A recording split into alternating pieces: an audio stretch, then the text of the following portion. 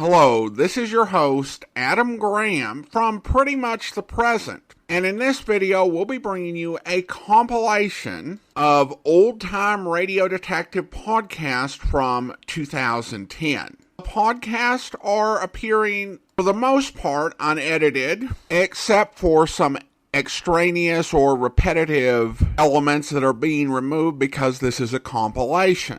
As I said, these are old, so any websites or offers mentioned may not be valid at the time you're listening unless you find them on our website currently. Now, with that said, here is a week of old-time radio detective podcast.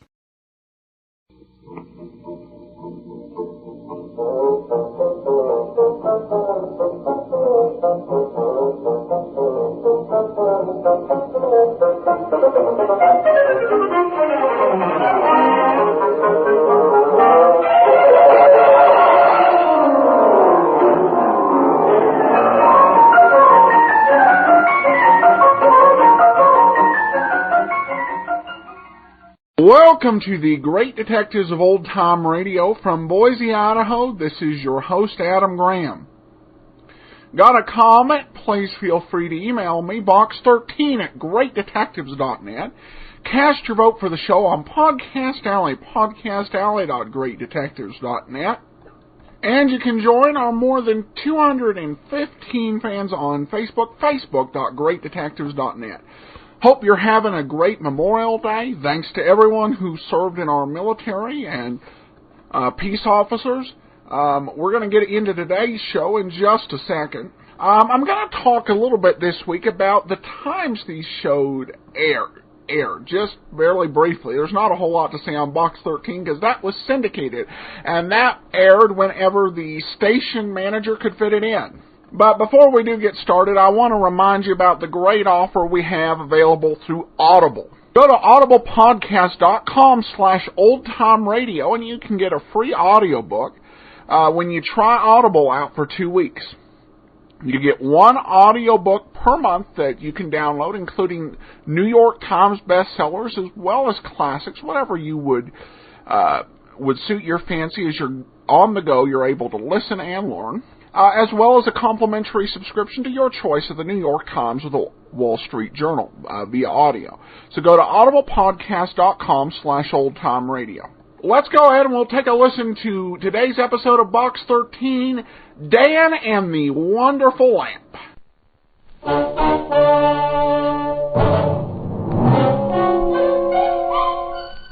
Box 13, with the star of Paramount Pictures, Alan Ladd as Dan Holliday.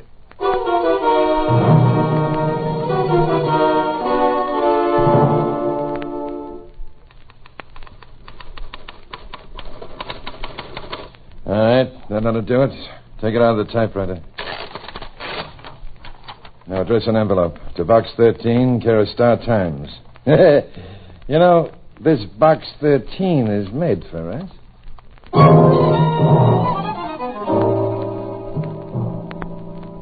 The letter was typewritten. There was no signature, and it read, "Enclosed is an invitation to the Garden Charity Bazaar at the Arthur Mannering Estate this coming Thursday.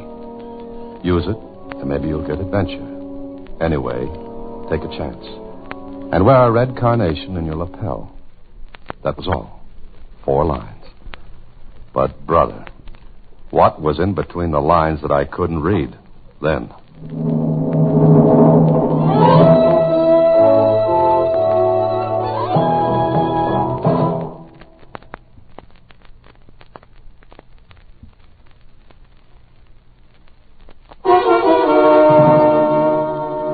And now, back to Box 13 and Dan Holliday's newest adventure, Dan and the Wonderful Lamp. Well,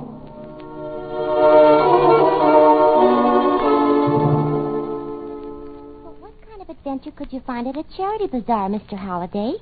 That, Susie, is why the letter interests me. Sounds dull. Some of the dullest letters I get through Box 13 have led to some of the biggest headaches. But fun. It was probably written by some huckster. A what? Huckster. Uh-huh. That's what I thought you said. I did. I know you did. Was it wrong? Could it be right? A huckster is a person who plays jokes. Oh, could you have meant hoaxer? You know what I meant. Takes a little while, but I get there. And I think I'll go to the charity bazaar.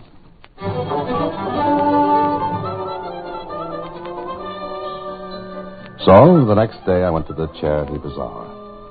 The Mannering estate was huge. And why not? Arthur Mannering had $5,000 for every blade of grass in the place. And it was a big lawn. There were lots of people, lots of money, and lots of places to spend it.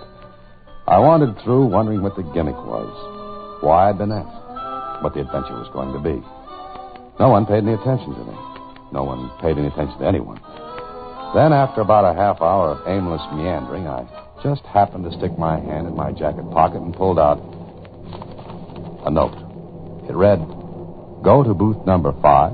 Guess the number of beans in the jar as 1,862. That was all.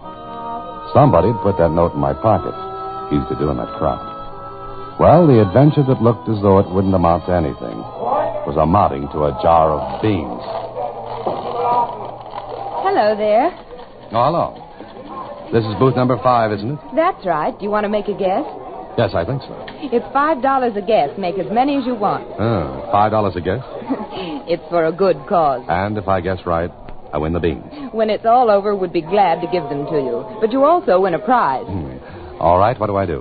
Here's a slip of paper. Just write your guess on it with your name. Uh-huh. Now, let's see. Does 1,862 sound like a good number to you? I don't know. Oh, excuse me. I've got another customer. I wrote down the number with my name. Then I took a look at the others behind the booth counter. No one seemed very interested in me, and then... Are you all finished? Oh, yes, thanks. Do you take the slip now? That's right, and thank you. Oh, don't mention it. Oh, by the way, when do we find out the lucky number? Oh, in about half an hour. Okay, I can hardly wait.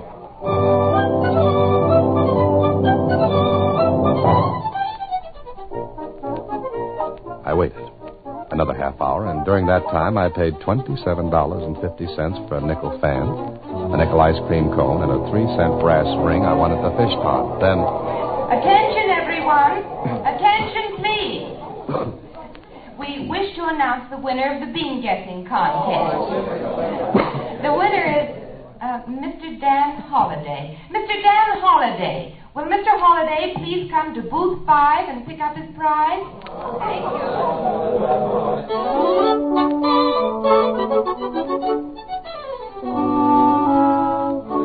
Well, I went and picked up my prize. Whatever I'd won, it was big and heavy, all neatly done up in fancy paper and big ribbons. So I'd come to a charity bazaar to win a prize for guessing the number of beans in a jar. A great adventure. Anyway, I took my prize package to my office instead of home. Oh, Mr. Holliday. Gee, you're back early. Uh-huh. Thought I'd drop in here on the way home. What have you got there? I don't know, but I won it. How? I guessed there were 1,862 beans in a jar. Oh, that's a funny number to guess. I'll ride with you on that one. Well, let's see what I've got. Okay. Gee, it's heavy. What's that? It's a lamp. No self-respecting lamp ever looked like that. It's horrible, but cute. So for this, I spent $32.25, all expenses included. The shade's kind of pretty. If you like oddities, yes. It's not bad. Oh? Well, it's yours. Mine? I don't want it. But maybe you were supposed to win it. Susie, I spent a dull afternoon and I came back with that. Somebody's ribbing me. Oh, I bet that's it. If I know whom to suspect, I'd send that lamp to him. Did you mean it when you said I could have it? Yes, I did. Susie, with my compliments, the ugliest lamp in the world. Now, I'll see you tomorrow. Help me put it back in the box, will you? That'll take a half hour. Take it home like that. Well, I don't know about walking along the street with it. Oh, I see what you mean. But it's your problem. Oh, throw the box away outside, will you, Mr. Holliday? It's too big for the wastebasket, and there's a trash barrel right down the street. Oh, sure. I'll see you tomorrow. Goodbye. You know, it's not bad once you get used to it. Yeah, well, that takes a while. So out I walked with the box under my arm. I threw the box in the back seat of my car, intending to get rid of it later. But I forgot and drove home with it. In fact, I carried it inside my apartment building. And when I reached my floor, I threw the box down the incinerator chute in the hallway. And I wished now the lamp had been in it. It was midnight before I decided to get some sleep, and I was just dozing off when... Who's that? Special delivery letter for you, Mr. Holliday. Oh, okay, just a second.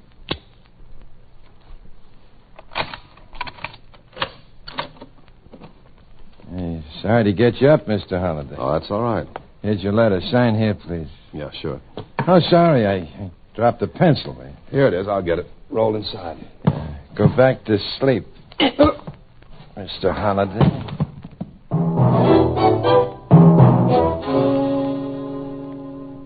I woke up with the night clerk bending over me. You all right, Mr. Holliday? What happened? Well, I don't know. I was checking a room and came by and saw you lying here in your doorway. You're sure you're all right? Do you want a doctor, sir? No, thanks. Here, I'll help you up. Dizzy? I've been steadier on my feet before. Hey, somebody went through your apartment. From the looks of it, with a steam shovel. Burglars. Yeah. I'm going to call the police. No, wait a minute. Close the door. But the police, Mr. Holliday. Well, let's see if anything's missing. Yes, sir. Well, there's your money. And your watch over on the night table next to the bed. Mm-hmm. And that's all that's worth stealing in here. Well, that's funny. Is it? Sure. You sure there's nothing missing, Mr. Holliday? No, not a thing. Well, gee, Look, it's all right. You better get back downstairs. I'll call the police later. Sure. Well, maybe you'll find something missing after a while. Maybe. Thanks. I'll see you later.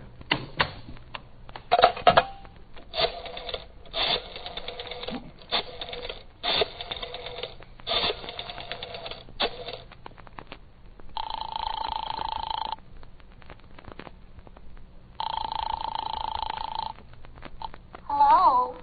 Susie, this is Holliday. At this hour? What time is it? Almost 1. Oh, am I supposed to be at the office? Did I oversleep?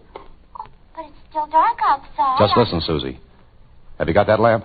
Lamp? Lamp. The one I gave you. Oh, sure, I've got it. Do you miss it? Look, lock your door. Don't let anybody in until I get there. You're coming here? Right away. Oh, but I'm not dressed. You'll have 20 minutes to fix that. But remember what I said. Let no one in but me. Gee, am I mixed up in something? Susie, your guess is as good as mine. Her mind's wild. But it looks good.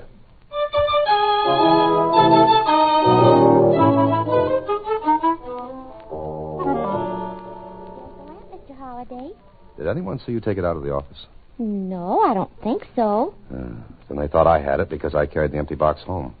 What's all the fuss about that lamp? I don't know. I wonder. What do you wonder? Have you got a screwdriver? Screwdriver? A screwdriver or a knife. Anything we can use to take that lamp apart. Oh, sure. Take it apart? Uh-huh. I think I've got a screwdriver someplace. I remember using one to fix my wristwatch. Oh, good. Let's have it. Is this one? That's good enough. Now, let's turn off the lamp and disconnect it. Gee, I don't understand all this, but it's fun. There's a knot on my head that says you're wrong. While Susie watched, I took that lamp apart piece by piece, bit by bit. I even examined the shade, but... It's just a lamp, Mr. Holliday. Yeah. Nothing inside the base, nothing in the sockets, nothing in the body. Nothing, period. Did you expect to find something? I was sent to that bazaar to get this lamp. I did. You ended up with it. But somebody thought so much of it that my head was tapped. Now, why? Maybe.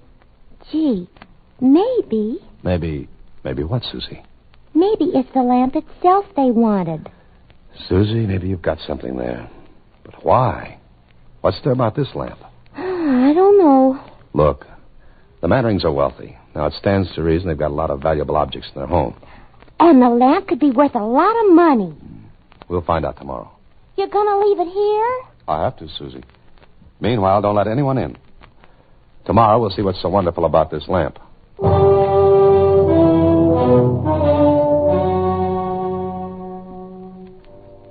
Susie kept the lamp. I went home and thought about it.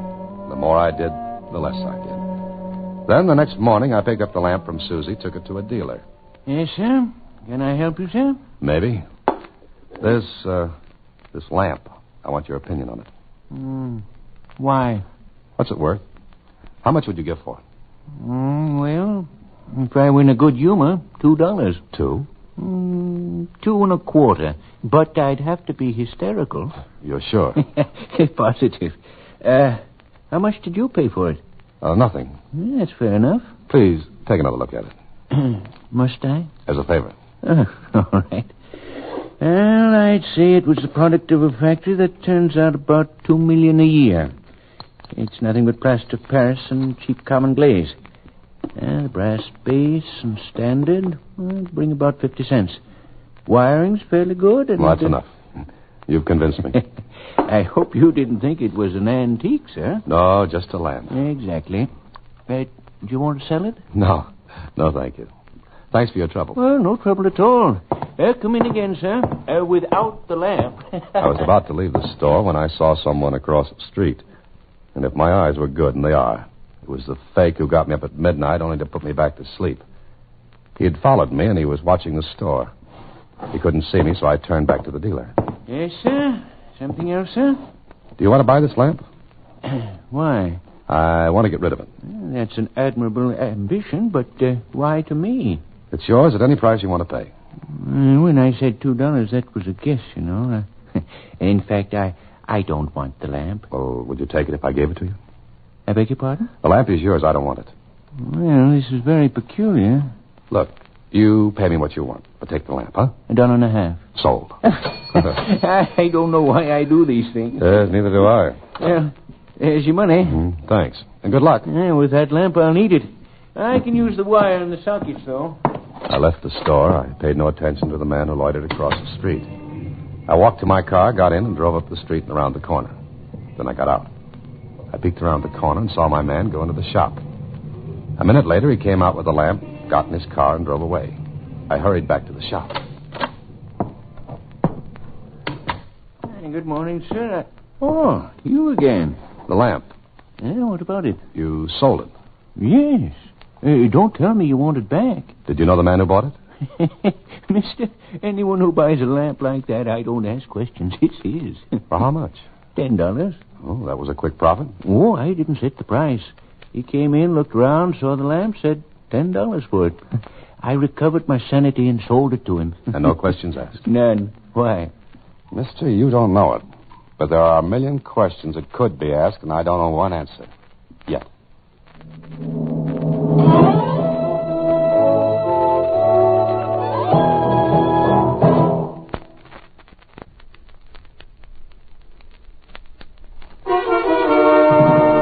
And now back to Dan and the Wonderful Lamp, another Box 13 adventure starring Alan Ladd as Dan Holliday.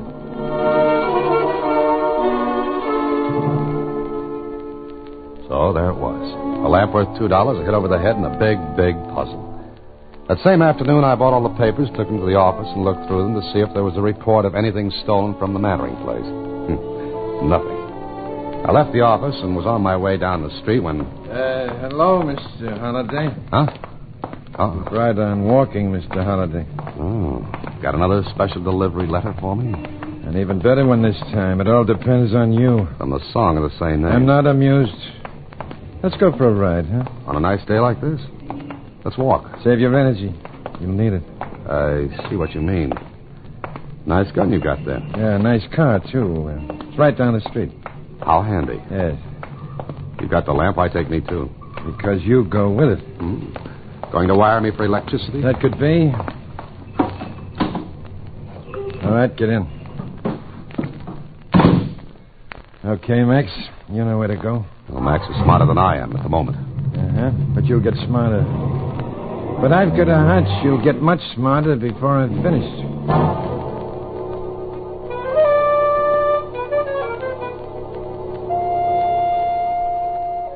All right, Mr. Holliday, sit down. Oh, thanks. Nice room. Could use a little furniture. This far out in the country? No, we don't need it. Besides, Max needs room to move around, understand? I'm looking at Max. Yes. He is big and rough. Doesn't he speak? I do the talking, and I'll start now. Holliday, you're smart, but you're not smart enough. Now, where is it? Where's what? Don't stall. I don't know what you're talking about. You picked up the lamp at the bazaar. At your invitation. That's right. How did you know the number of beans that would be in that jar? That doesn't matter. What does matter is I want to know what you did with it. The lamp? Not the lamp. Then I don't know what you're talking about. One more chance, Holliday. Where is it? I said I don't know what you're talking about. Look, you want a cut in it? Cut? In what? The diamond. Holiday, you hear me? I don't know anything about it. Where did you take that lamp last night? It wasn't in your apartment. Where'd you take it? Go ahead, Max. Max came toward me. He got bigger and bigger as he did. He moved slowly, and while he did, I had to think. If I told that Susie had the lamp, they'd go to her, and I didn't like to think about that. Poor little Susie wouldn't know what they were talking about. And it seemed that things happened to people who didn't know what was what. I had to keep quiet. Max got to me and...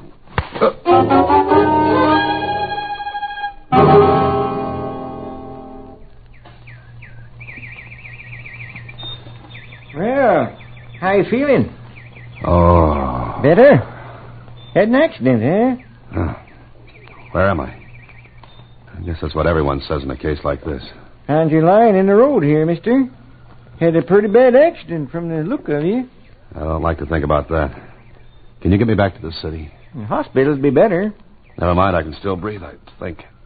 I want to get back into the city. Guess I can take you. Good, I want to go to the Arthur Mannering estate, and quick.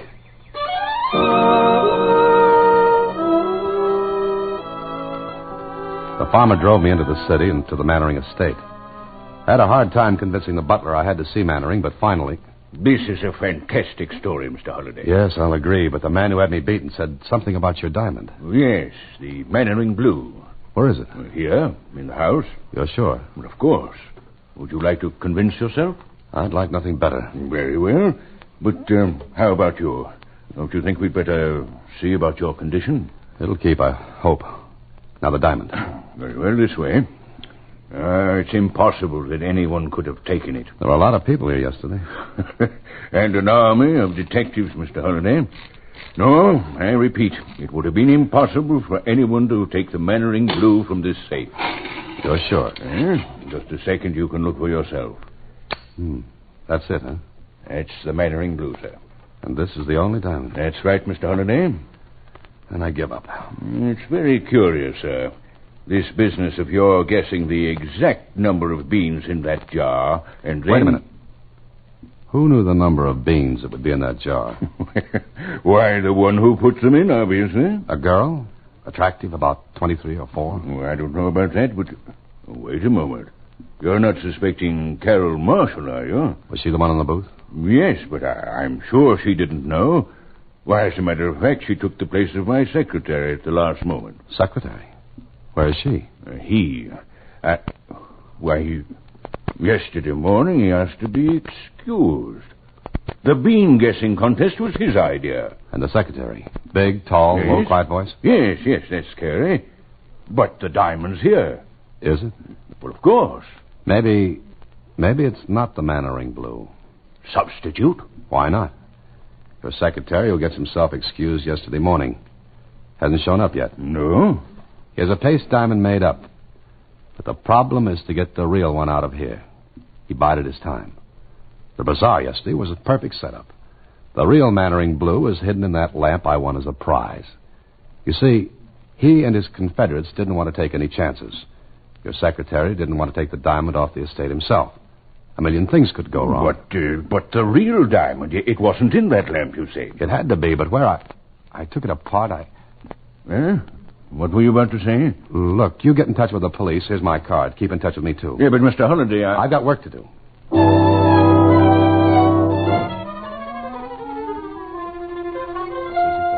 Think hard.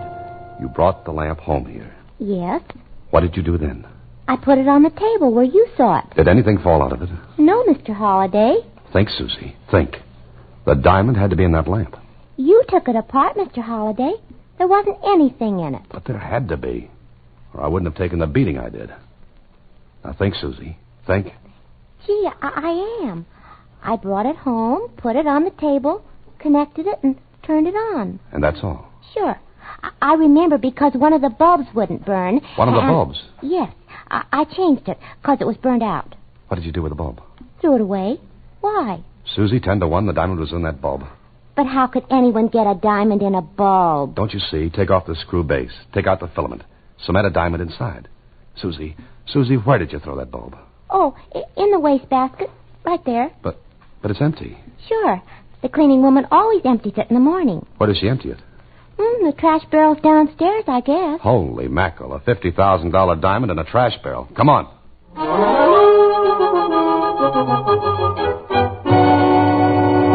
You say you emptied the stuff in the barrels? That's right. All the stuff I empty in them barrels. And then what happens? Well, the stuff's taken away. They come and got it this morning.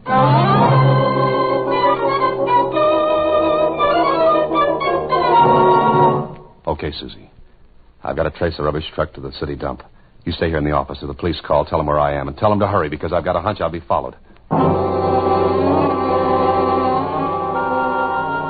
it was like looking for a needle in a haystack. Except this was a diamond in a trash pile. And at the city dump. It ain't gonna be easy, mister. But the trucks that come in this morning dumped over there. Everything in the truck is dumped here, huh? Yeah. You're lucky we ain't started burning yet. Come on over here.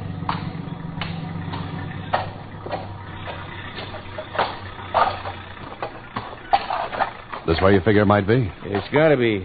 Morning truck's here, afternoon truck's over the other side. I'm looking for a light globe. A bulb. Will you help me? Sure. What are you looking for the bulb for? Well, you won't believe this, but it's worth $50,000. Are you... 50? What are we waiting for?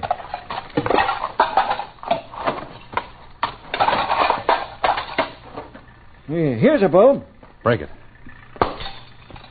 Nothing but a bulb. Wait a minute. Here's another one. Nothing. Come on, let's look for some more.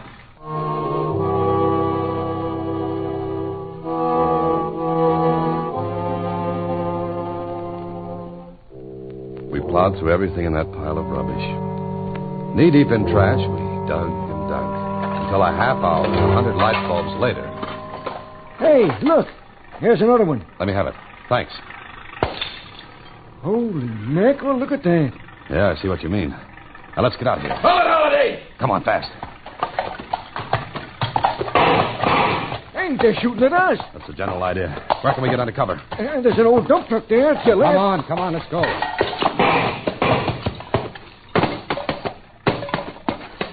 Duck down here. The metal sides of the truck will protect us. Phew. Hey, mister, I thought this was a quiet job when I took Holiday, come out of there! No dice. The police will be here in a minute. And you've got less time to live than you thought! He's coming this way. Hey, you got a gun? No, I never touch the things. Keep down. Holiday, one more chance. Throw that dynamite out. Them police sirens. Throw it out, Holiday! We're going to hold out as long as you can. Longer.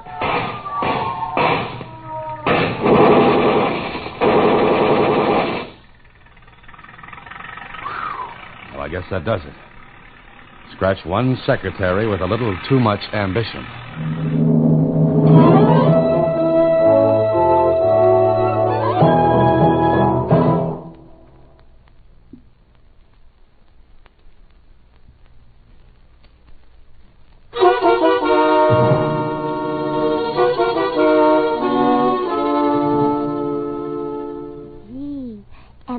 Mixed up in it, too, wasn't I, Mr. Holliday? Susie, you don't know how close it was. Something funny? I just thought of a gag. All right. I'll sit through it. Go ahead.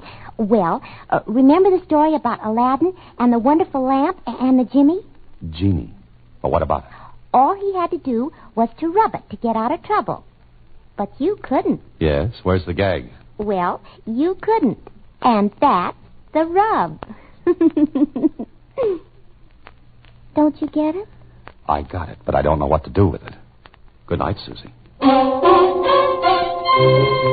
Next week, same time, through the courtesy of Paramount Pictures, Alan Ladd stars as Dan Holliday in Box 13. Box 13 is directed by Richard Sandville, with this week's adventure written by Theodore Henling.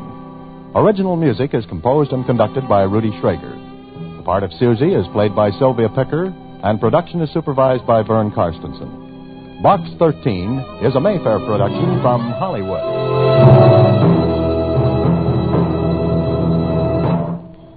Watch for Alan Ladd in his latest Paramount picture. Wow, the police were really quick with the Tommy guns there. I didn't even hear a stop or we'll shoot.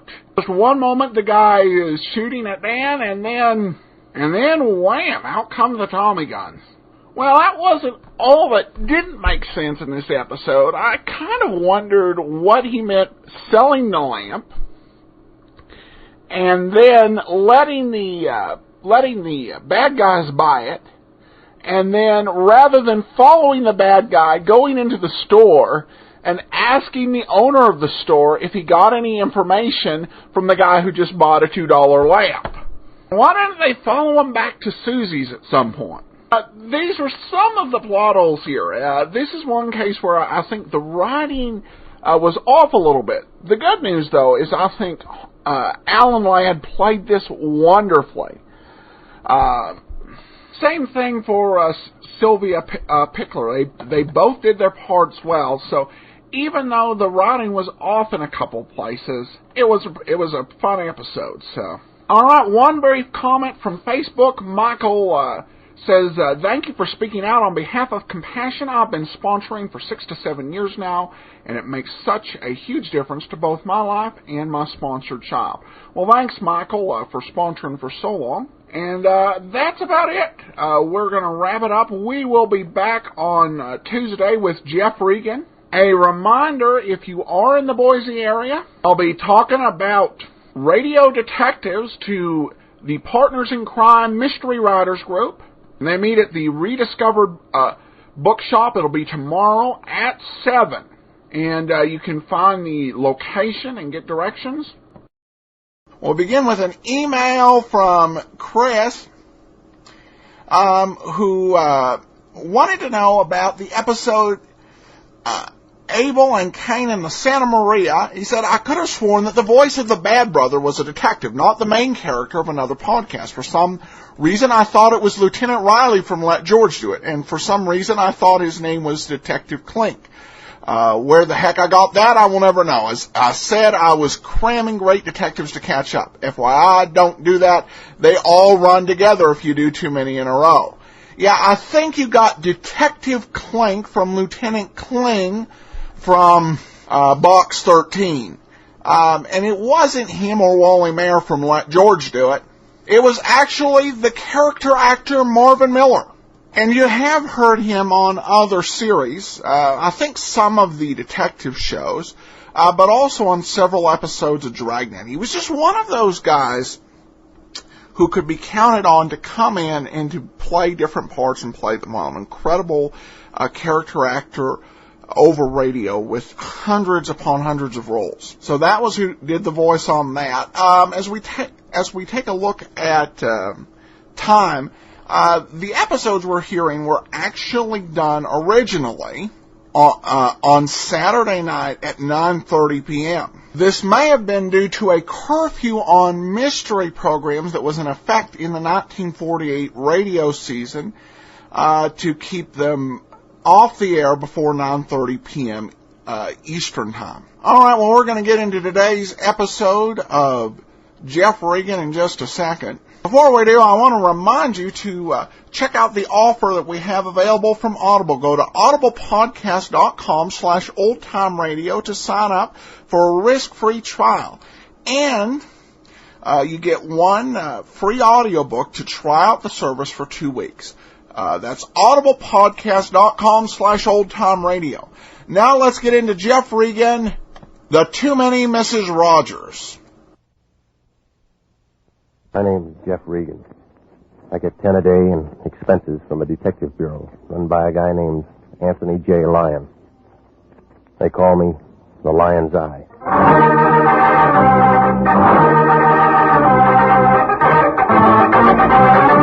With Jack Webb as Jeff Regan, investigator, stand by for hard-boiled action and mystery and thrilling adventure in tonight's story of The Too Many Mrs. Rogers.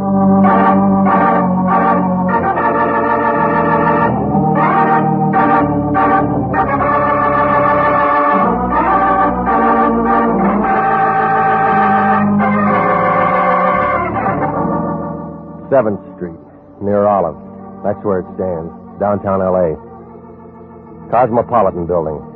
A big chunk of granite poking its way up through a parking lot. That's where you'll find International Detective Bureau, Suite 308. A good bargain counter if you're shopping around for trouble. Anthony J. Lyon, the guy I work for, pays the rent. Can't be very much because sunlight and those office walls have never said hello. The Cosmopolitan building. An air shaft runs right up the middle of it. Suite 308 is wrapped around that ventilator like a donut around a hole. Figures that the Weather Bureau ought to run a separate survey on that office. Because we get all the blow-by from the Acme Incense Company, 3 doors down the hall. Los Angeles smog had come in second best if they knew about it. Well, it was last Tuesday, the day that Cleveland won the pennant, that I walked in. The Lion was there pecking around on that same old Remington. Somebody'd broken the period key, but he didn't seem to mind. He talks in commas anyway. I don't know who he was writing to, but there were a couple of cereal box tops at his elbow and a contest blank. He was writing something about why I feed my children your breakfast food. The Lion's a bachelor. Regan, who do you know in Battle Creek, Michigan? Jack Armstrong. I may win this contest.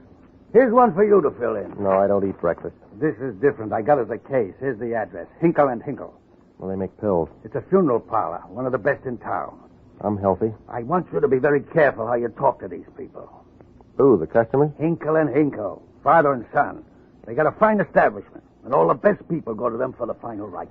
Well, I'm fresh out of Shroud. They got problems, Hinkle and Hinkle have. What's the trouble? Hop over there and they'll tell you. I'd rather get it from you. Regan, I can't do that. Why? You've read our business card. Anything told to an international man is in the strictest confidence. I wrote that and won't double-cross a client. Well, that's a new twist for you. What do you mean? Every day you dump these phony cases in my lap and I go out on them. All I do is play tag with homicide. You won't get caught. A lot of canned tuna felt that way. You know I take care of you. That's what I don't like. Hinkle and Hinkle are expecting you right now. Yeah. Jump in your car and get over there. What do I say to them? Just say hello. They'll pick it up from there. You know, someday I'm going to quit. If you do, you'll starve. So what?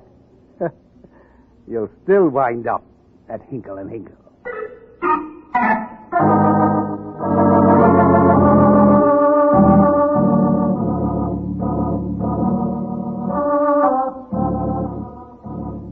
Well, the place was on Hope Street near Washington Boulevard. You couldn't miss it. A 2-story building painted a battleship gray that sort of crouched at the curb. It had a square pimple for a door and flanked on each side by a brass angel. They were a dirty green color. I figured that one of the Hinkles could have been a little more eager with the metal polish. The glass door was draped with white satin, and it fluttered as I walked in. The hall was quiet. There was enough marble inside to make the Bank of America jealous. Another angel, this time with the wings folded back, was pointing toward the reception room. I followed directions and moved on. Smelled like the bargain matinee at the Roxy. Over in one corner was a vase of tired-looking flowers, trying real hard not to be cheerful. A little guy in a black serge suit was floating around the room with an atomizer filled with perfume. The whole place was about as inviting as a maiden aunt's kiss. The little man didn't even look at me. He just kept squirting. He couldn't put the perfume people out of business, but I figured he had them working nights. Your name, Hinkle? As soon as I finish. Yeah, well, that might take months. That's a big bottle. Don't you just adore this scent? What's the matter? Aren't the flowers working? They're paper. Now then, sir. I asked first. Yes, I am Jason Hinkle. Aren't there 2 of you? Gerald? Did you call, Pa? Just showing this man the other Hinkle. Oh, hi. Now then, I believe that you will find we can make all the necessary arrangements. Save the commercial. Nobody's dead. Oh, that's too bad. This week we're having a special at a greatly reduced rate. Well, I figure I got a few more years. Now, look, didn't you want to see me? Oh, you from Atlas? Who? Atlas Casket Company. We have plenty on hand. Penicillin has practically ruined our business. My name's Regan. I'm with International. Oh, of course. You're the Lion's Eye. I'm glad you got here. Well, tell me, and we'll both be happy. Hey, Pa, he don't look so tough. What you do, Buster? You scare me. I'll bet I could break you in the middle. Never mind, Gerald. I'll have to apologize for him. He lifts weight. He'd have to carry that head around. Just say the word, Pa. Gerald. Now, Mr. Regan, if you'll step in the back room. All right. I have to be careful about Gerald. He's just a junior partner. He ought to be the silent one. He didn't learn to talk till he was almost 9. I paid him for 6. Drink, Mr. Regan. No, thanks. I stopped drinking that stuff in 32. Oh, you mean the formaldehyde label. Yes, I have to hide it from Gerald. All right, now we've been through the family album. What's the job? Do you know a Mrs. Rogers? The phone book's full of them. Mrs. Rogers has been most unfortunate. Poor dear woman, they were married such a short time, and they were ecstatically happy. Her husband die? Mm-hmm. She lost him 3 days ago. Hinkle and Tinkle are handling the last rites. Poor Mrs. Rogers. She's so young. You want a shoulder to cry on? Mrs. Rogers wished her husband taken to the family plot in La Jolla. We're furnishing the limousine, and she's requested someone to accompany her. I'll try a Pullman Porter. They like to travel. This whole thing has most unusual aspects. Mrs. Rogers thinks she needs protection. We could send Gerald. She'd still need protection. Oh, Mr. Regan, she wants you. She paying for this? I believe Mr. Lyon has her check. Okay. That all you got to tell me? Mr. Regan, we only handle the dead. Well, they don't need protection. That's what they said about King Tut.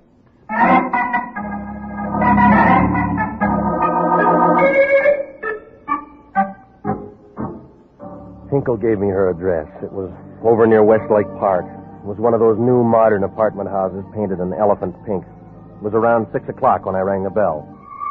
While I waited, I tried to figure this protection angle. I thought maybe I could talk her out of it and wind up the whole thing right here. I kind of figured that she was just upset and needed a man around. When she opened the door, I knew I was right. You could see she was in mourning. She was wearing black lipstick. She was tall and thin, with long blonde hair. She made Mr. Peabody's mermaid look like a beginner. Right then, I knew that this case was about as much on the level as the city of San Francisco.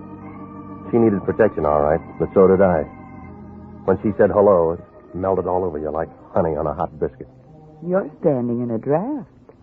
Well, it's a warm night. Well, come in. You, Mrs. Rogers? That's right. My name's Regan. The man from International. You're more than I paid for. Well, prices are coming down. Come over here where we can talk. I got a big voice. Sit down. You act like you're afraid of me. I didn't think it showed. Oh, yes. You're just exactly what I wanted. I used to be with an escort bureau. Well, then this should be part of your service. I'll bet the bureau went broke when you quit. No, but I left them in a hole. Relax, Mr. Regan. It's early. Now, look, lady, we can play musical chairs some other time. What do you want? Why worry? You're getting paid? Yeah, but this kind of stuff won't buy food. I'm lonely. Do your act in the Coliseum. It'll be a sellout. You're practically a crowd. That's what they say about 3. No, it's just you and me. With a dead man in between. Never mind Victor. He's my problem. Not anymore. Come on, lady. This is a fat blister. Let's break it. Slow down, Mr. Regan. Maybe that's what happened to Victor. All right. If you don't want to play my game, let's play yours. That's why you hired me. You know about my husband's coffin? Hinkle's having a sale. It's in the next room now. The limousine will be here in the morning at 8 sharp. We're going to La Jolla. Hinkle knows that much. And that's all you need to know. All I need or all I get. Light up, lady. I don't like the dark. It's a simple job. You go with me on the trip. Not enough. All right, I'll give you a bonus. How much? $1,000. Just a whisper. That's $10 a mile between here and La Jolla. I get car sick. Now, what has to get there besides Victor? A star sapphire as big as the moon. That good? Huh. Need sunglasses to look at it. Well, why didn't you tell me? I want that ring to get there on his finger. Don't worry, I don't have a fence. Victor's will said he must be buried with it on. Oh, yeah, you got tears in your eyes. That's what he wanted, and that's what he'll get. Other people know about that ring. Victor wouldn't want to lose it this late in the game. I'm the nursemaid. That's right. When I said I do to Victor in Yuma 1946, I promised him. The trip to La Jolla? I'll see you tomorrow morning at 8. Until then, get out. That bonus still good? If that ring gets to La Jolla? I'll see that it does. Aren't you afraid somebody might steal it? No, lady. You'll ride with me.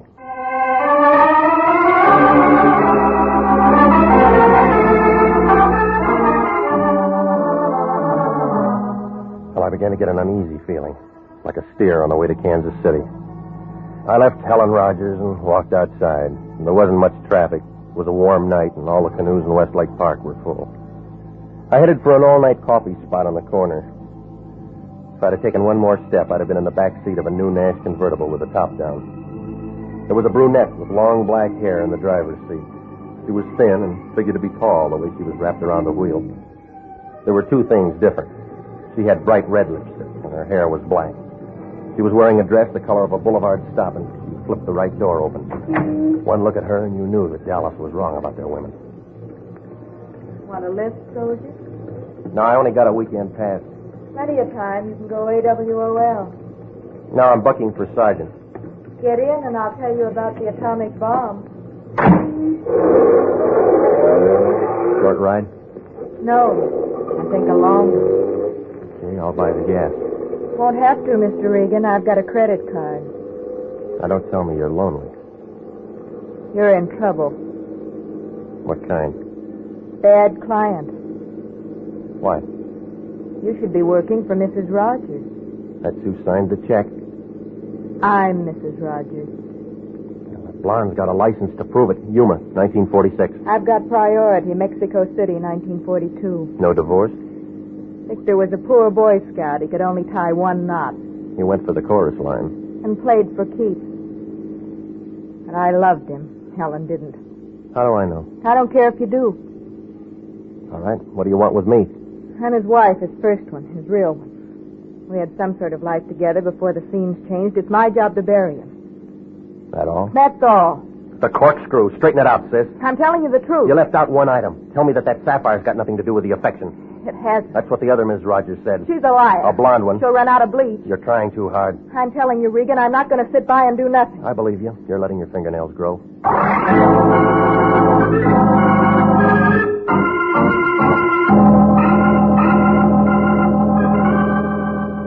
Well, the brunette's name turned out to be Catherine Rogers. She gave me her number, but I wasn't buying. I felt kind of confused, like a polar bear in Palm Springs. Catherine didn't have any more, so she let me off in a corner, and I doubled back to the first Mrs. Rogers' place.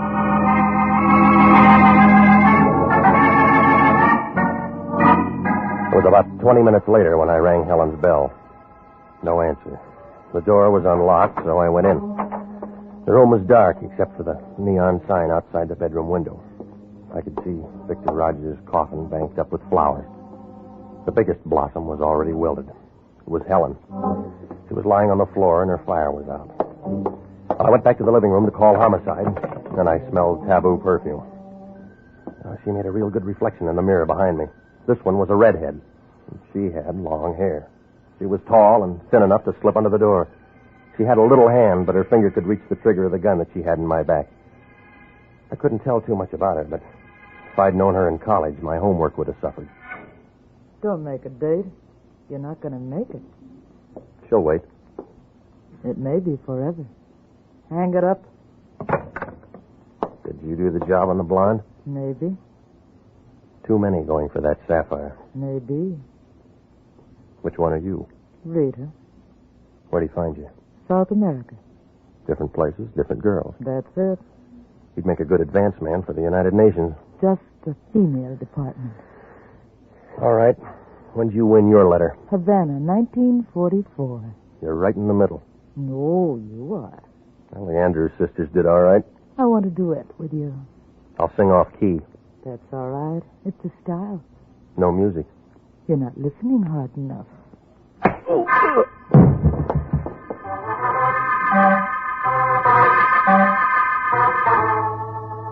Well, South America took it away. When I came out of it, I was all head, like tapped beer in a cheap saloon. The room was full of homicide. They must have got a hotshot call, because they were all there. All I could see was the seats of their pants. I picked out the shiniest pair, and I knew it was Sergeant Sanducci. He was standing over me with a notebook. The way he was sucking on that pencil, I figured he must have been a lollipop man in his youth. Everybody was there. All the newspapers. The fingerprint men were dusting everything. I had about as much chance as a Christmas tree salesman in July. Sanducci leaned into me. Borderline anemia? Oh. Huh? Kind of tired? Yeah. Anybody would get tired lugging a heavy gun. What gun? This 38. It pushed a hole in that blonde. That's not mine. Who cares? The hand is yours. That's where we found it. Hey, Sanducci, let me shoot a picture of the eye, will you? Yeah, go ahead. Look happy, Regan. I got a bad smile. Oh, we'll retouch it. Good. Now look like a killer. That's enough. Oh, come on. Let's see your teeth. Beat it, punk, or you'll spend the rest of the night picking yours up. How do you like that for gratitude? Okay, Regan. Now, why'd you do it? You tell me. I'm working on it. You're out of your mind. I blow a hole in her, then crack myself in the head? I'm working on that, too. We're working a redhead named Rita Rogers. I'm going steady. She rapped me. It's her gun. Your forehead is wet. Work on a brunette named Catherine Rogers. She's grubbing around, too. I told you I already got a date. You. You couldn't see a frame in a picture gallery. We walk in and find a warm blonde in a deep freeze. You're lying there with the murder gun in your hand and you're yelling Patsy. What were you doing here? I was on a job. Yeah. The Lion sent me over to Hinkle and Hinkle, 2 needle pushers out in Washington. They sent me over here. I was supposed to go to La Jolla with that blonde. On Lion's time? I said it was a job. She was taking her dead husband down to the family plot. She was worried about a sapphire ring. Look in the coffin, you'll see. We already did. Well, what'd you find? Air. The coffin was empty.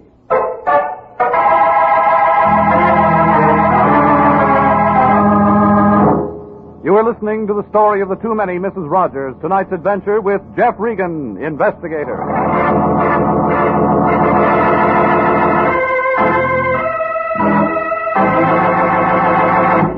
Commissions are still available in the Army Nurse Corps Reserve. If you're a graduate registered nurse between the ages of 21 and 45, you may be eligible for a commission in the Army Nurse Corps section of the Regular Officers Reserve. These commissions are still available, and those who meet the high standards and qualify with this fine organization may elect active or inactive status. If you believe you qualify for a commission in the Army Nurse Corps Reserve, apply to the Adjutant General, Washington, D.C. And now back to the story of the Too Many Mrs. Rogers and Jeff Regan, investigator.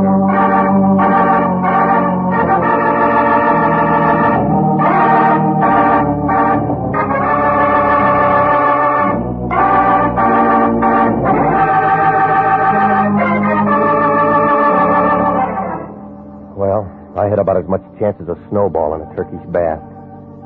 The Lion sends me to a funeral parlor run by 2 guys named Hinkle and Hinkle. They bank me off to a blonde, Mrs. Rogers, who wants protection taking her husband's body to La Jolla. He's being lowered with a star sapphire on his finger. Everybody's scrambling for it. But Victor Rogers was a collector of long-legged ladies, and the blonde turns out to be just a single in the crowd scene. There's 2 other Mrs. Rogers, a brunette and a redhead. You can't tell one from the other without a program. The next thing I know, the blonde is dead. I'm holding the murder gun, and an alibi is full of as many holes as a piece of cheesecloth. There's no star sapphire, no body in the coffin, and Sanducci of homicide is pounding away at me. Well, the police finished in the blonde's apartment. The prints were lifted, and the gun was wrapped. It was Sanducci all the way. Come on, Regan. Say why. You're pressing. I just work hard. You got nothing. You'll be saying that in the chamber. You're bluffing. How you figure? The setup's so strong, even you can smell it. I got silence. Well, you're not taking me in. Well, who said I was? Okay. We'll be around for you when we're ready. Retirement will set in first. I'll sign for another hitch. Look, if you got to keep beating your head against the wall, come over to my place. What for? It's brick.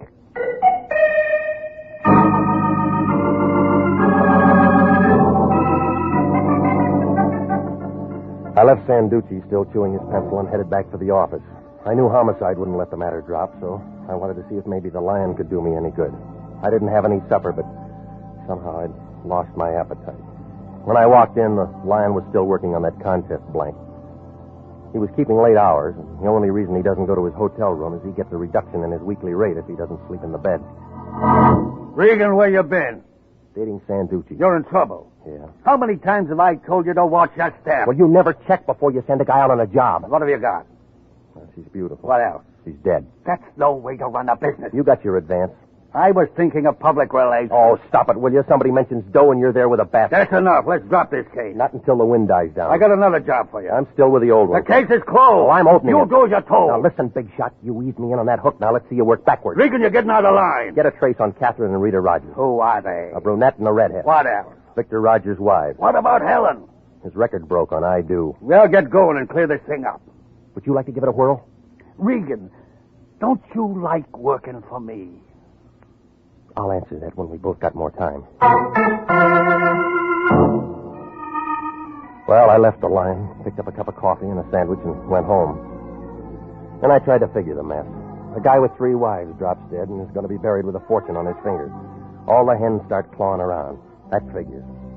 One of them gets the axe. I happen him. A setup for a patsy. That figures. But what doesn't is why is the coffin empty? Somebody pulls a knockoff to grab a sapphire and takes the stiff with it. God, I was getting nowhere, like a pickpocket in a nudist colony.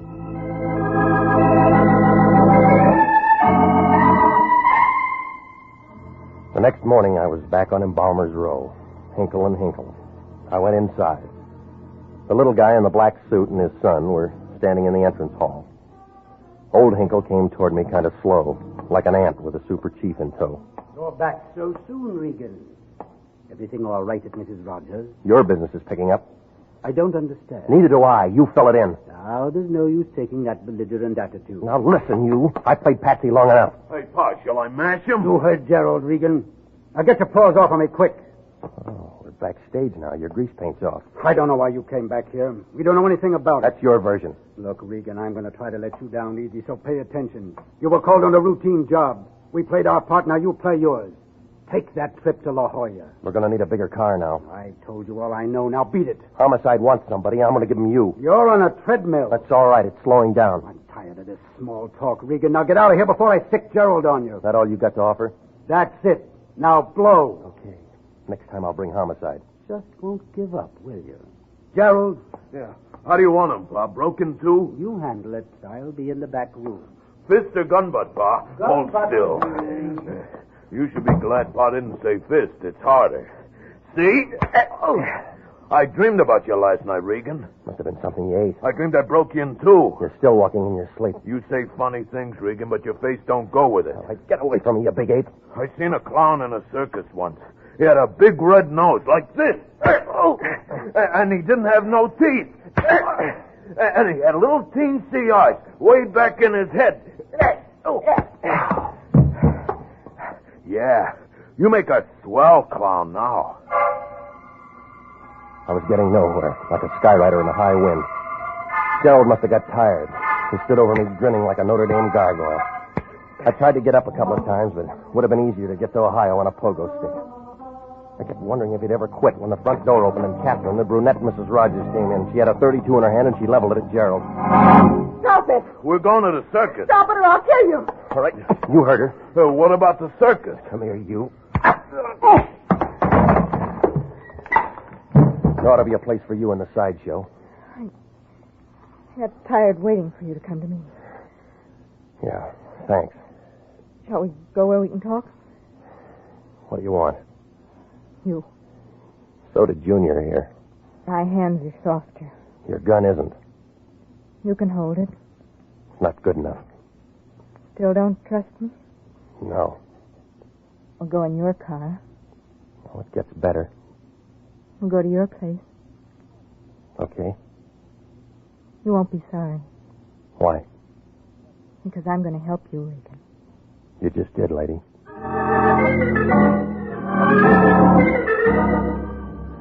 We left Hinkle and drove up Washington to Vermont and then north toward Hollywood. Above Beverly, we had to detour for the freeway coming and it made me kind of mad. I'd been detouring since the beginning. Well, she didn't say much, and I tried to figure. The last time I saw her, she gave me a choke act about being the only one who ever loved Victor. And the next thing I knew, I was set up like pins in a bowling alley, and Sanducci was going for 300. We pulled to a stop in front of my place and went in. Inside, there was company. She wasn't invited. But the red-headed Rita, the South American bombshell, was lying on my bed. Somebody had set her off. She was dead. This the kind of help you mean? I didn't know she was here. Oh, come off it. You're not Bergman. I didn't. She's past convincing. I'm talking to you. So am I. Rick. No go, lady. You knocked her off, got me over here, worked the gun into my hand. No. You did the first job, too. You let me out of your car, doubled back to Helen's before I got there and fogged her. No, you're wrong. Right me. I did double back to Helen's apartment and got there before you. Looking for that sapphire. Looking for a showdown on Vic's burial. It was my job. You said that before. We argued. Pulling hair. I didn't touch her. Go on. When I left, Rita was coming up the stairs. She didn't see me. I stepped into the shadows and watched her go into Helen's apartment. They began screaming. I looked in and saw Rita kill her. Then I heard someone coming and ran. That'd be me, huh? Yes. Moving in to play Patsy. And I heard the police thought you did it. That's right. So I looked for you. Tell that to homicide. I will. You make it sound good. It is. Cleans up one, but you're not through. Why? It's a doubleheader. Who killed Rita? I don't know. What happened to the sapphire? I don't know. Where's Victor's body? What do you mean? It's not in the box. I Oh, sure. Wind it up and make it good. I don't know. The wrong pitch. You still don't trust me. Not until you clean up the rest, no. She can't, Regan. I've got the broom. Victor. Nice of you to remember, Catherine.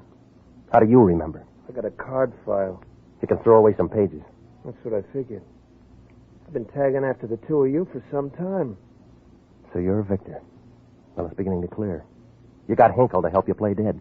Tell me why. You tell me.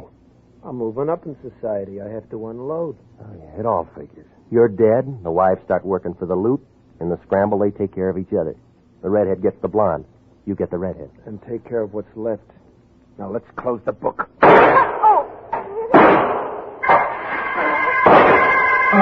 Victor's aim was good.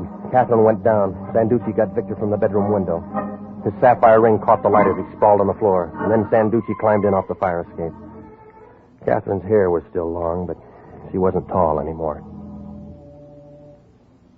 Regan. Yeah, baby. Victor. He's through. He was no good. Yeah. But I loved him. Uh-huh. We should have met sooner. So long, soldier. That's it, Regan. Yeah. She seemed like a nice kid. Yeah. It's going to be a long trip, but she'll make it.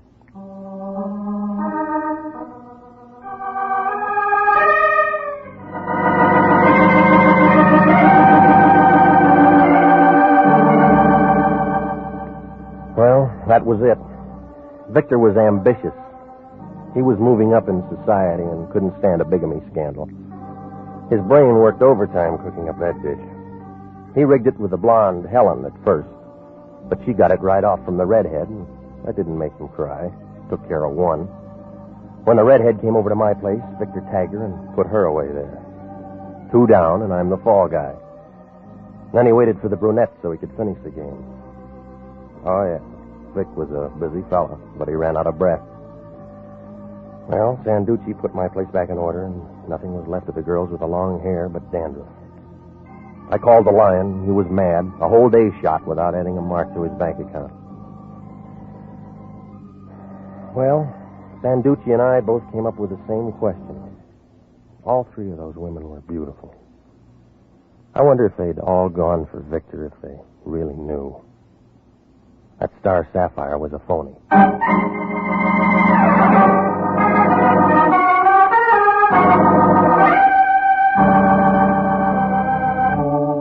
Jack Webb is featured as Jeff Regan, with Herb Butterfield as Anthony J. Lyon. Jeff Regan, Investigator, written by Larry Roman and D. Jack Newman, produced by Sterling Tracy, is heard each week at this time over CBS. Tonight's cast included Grace Leonard, Gloria Blondell, Laurette Philbrandt, John Hoyt, Jack Petrucci, Paul Frees, and David Ellis. If you're a graduate registered nurse, please listen carefully to this important message. 29,000 nurses are needed to join the new Army Nurse Corps Officers Reserve. For the first time in history, qualified nurses have the opportunity of receiving commissions in the regular Army Reserve. These nurses will remain on inactive status, ready to serve their country in time of emergency. For further information, drop a card to the Adjutant General, Washington, D.C. Original music for this program is by Milton Charles. Bob Stevenson speaking. This is CBS, the Columbia Broadcasting System.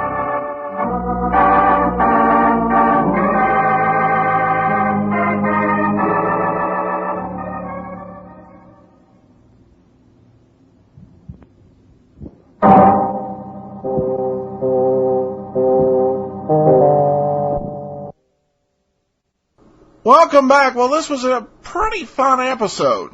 This was the second straight show that looked like sounded like and had this real feel of a Pat Novak for Hire episode. You have the implausible murder charge, the increase in similes, and our overheated hard-boiled hero.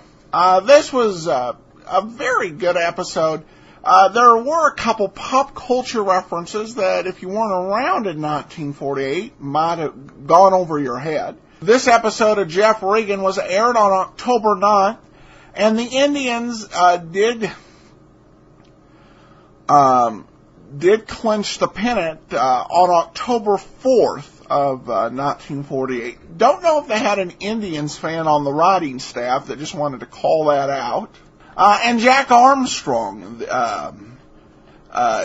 was actually another old-time radio star, the All-American Boy, one of the great classics from 1933 to 1951, and it's often cited as a source for Johnny Quest. Chris also raised a point regarding Jeff Regan in regards to some of the criticism we read last week. He said, I like Jeff Regan. I do not believe it's too violent, but it is weird going from Jeff to Adam's happy-go-lucky attitude after the show. You know, you're right. That is a bit of an awkward transition. At least it's a protection from, hopefully, leaving too depressed. I want to make sure because I don't want bosses complaining to us that their employees are coming in all hard-boiled. We are celebrating 500,000 unique downloads of old-time radio shows and movies since we launched back in October. So some nice congratulations on Facebook. Thanks to everyone over there. Before we do get into today's show, I do want to let you briefly know about Audible. You know, Groucho Marx once said, outside of a dog, a book is a man's best friend. Inside of a dog, it's too dark to read. Well, with Audible, inside a dog, you can still listen to audiobooks, wherever you happen to be, whatever the lighting happens to be. As you're on a train or on a bus, you can be listening to the world's greatest literature or the latest bestsellers, as well as enjoying the benefits of an audio subscription to the New York Times or Wall Street Journal. Just go to audiblepodcast.com/oldtimeradio to sign up. All right, let's get into the 7 Dead Years.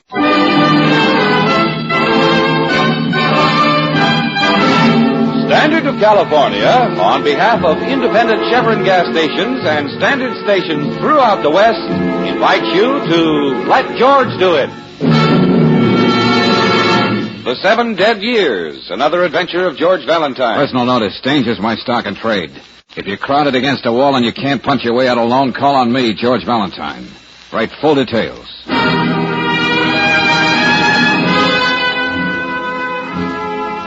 Dear Mr. Valentine, for almost 7 years I've been hounding a man who killed his own wife. I can't prove that he did, and all of a sudden I can't afford to spend any more time floundering around. Next week he's going to get $200,000 because I failed. And that's something that's keeping me awake nights. I've dealt with plenty of crooks in my life. Plenty of crooks in my life and didn't need anybody's help. But this is different, and I don't mind admitting it. How about giving me a ring? It's signed Samuels. Samuels? Mm-hmm. Well, I'm overwhelmed, Brooksy. Why? Who's Samuels? Oh, just about the shrewdest insurance investigator in the game.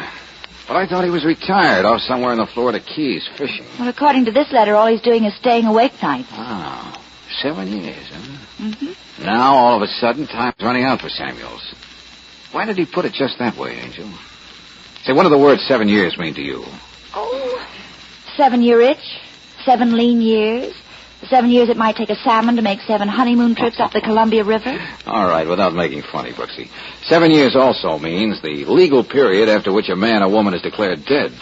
It's poetically called the Enoch Arden Law. Oh, well then this Samuels is in a race against time. Uh-huh. And if he is in such a hurry, it'd be a shame if we wasted time on this end, wouldn't it?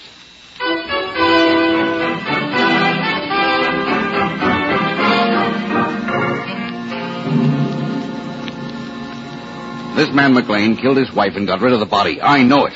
Well, according to all this, Marion McLean just wrote a suicide note and disappeared. And if the husband is walking around enjoying good fresh air, the police must have given him a clean bill of health. That's okay for the police, but not for me. Well, what makes you so hard to satisfy? This McLean dame gets insured for $200,000 and conveniently vanishes from the face of the earth. Besides, whenever I meet up with a crook, my belly turns over twice, and this guy McLean has been giving me a nervous stomach for 7 years. 7 long years. Well, as I get it, Mr. Samuels, you're retired. If the insurance company is willing to pay the $200,000, I don't see It's a matter of pride, Miss Brooks. When I first turned in the report on the McLeans, I said it was a phony. It's the only case in my career I feel wasn't washed up right. I think I know what's bothering you, Samuels. Do you? Yeah, the body. It was never found. Yeah. The hardest thing in the world to do is to get rid of a body. And don't look so amazed, Miss Brooks. That's the truth. Oh, I wouldn't know. Well, you can't burn it. Something's always left over. Buttons, bridge work, teeth, and you can't drown it. It comes up to the surface sometime or another, and you bury it, somebody finds it when they're digging post holes. Well, Samuels, if you've been searching for the corpus delicti for 7 years, I don't know what I can do. Take a look at this ad in the paper. Wanted by sculptor. Male professional model. Must be exceptionally muscular and broad-shouldered. To pose for heroic figure in important civic memorial. Frank McLean. Oh, is this the same McLean we've been talking about, Mr. Samuel? Yeah, he has a house and studio a few miles out of town in Roxbury. Wait a minute. Let me get this straight. I go out there... I'll pay you for it out of my own pocket. It's worth it to me. And while I'm not posing, I'm supposed to go up in the attic or dig out in the garden to find a corpse. It's not going to be anything as obvious as that. I've been at it 7 years trying to find out what he did with his wife. He knows my face as well as his own. I can't work on this deal anymore. That's why I want you. Well, George, you do have the shoulders for it. Okay, Samuels. I don't know how I'll look as Atlas holding up the world or as Spartan youth, but I'll give it a try.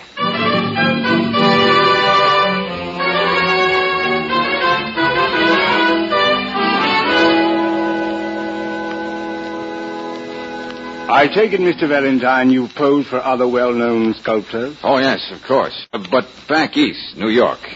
I just got in town and saw your ad. I see. Oh, darling. Yes, Nana. Is that man still there? Are we going to work any more today? My very favorite model, Valentine. Oh? No, Nana, we won't work any more today. Here, Valentine, you might be interested in seeing some of my work. Sure, fine. Now, here's something in bronze I did in 1936. I call it Age. Well, all I see is a little girl, asleep. She's a dead little girl, which makes her older than any of us. Oh, well, that's one way of looking at it. You'll have plenty of time to see my other stuff, but here's what I'm working on. Looks like quite a project, Mr. McLean. It's going into the town square at Portchester to memorialize the 100th birthday of that little hamlet. Aside from artistic merits, it has to be able to withstand the passage of time and the critical comments of migratory birds. Is this where I fit in? Yes. You'll be the figure of man in capital letters. You're reaching upward for ultimate perfection. As you see, the figures of health, love, and spiritual attainment are already finished. The statue in the middle will be eternal life, which Nana is going to pose for. Well, when do I start working? Take off your coat and your shirt. What? Oh, yeah, sure. I have a very definite conception of this man's physique. After all, to the good people of Portchester, he's supposed to symbolize all mankind. Well, that's quite a responsibility. How do I shape up? Turn around. Well, what have we got here? All of mankind, lady. Yes, and with hair on your chest. This is Nana. As I said, Valentine, she's going to portray eternal life. In the meantime, she abuses the privilege of being the eternal feminine. You love to make with words, darling, but you ought to know by now that you can't insult me. Certainly not till after we're married. That will be all for today, Miss Kenyon. Same time tomorrow. My, aren't we businesslike? Well, beware of him, Mr. Valentine. He's a creature of moods. Goodbye, darling. So long, Mr. Man. Your fiancée is a very charming girl, Mr. McLean. Her charm is only an added attraction, and she knows it. Now, you and I better get started, Valentine. Stretch your arm up toward the skylight over there. Like this? Yes, and hold the pose.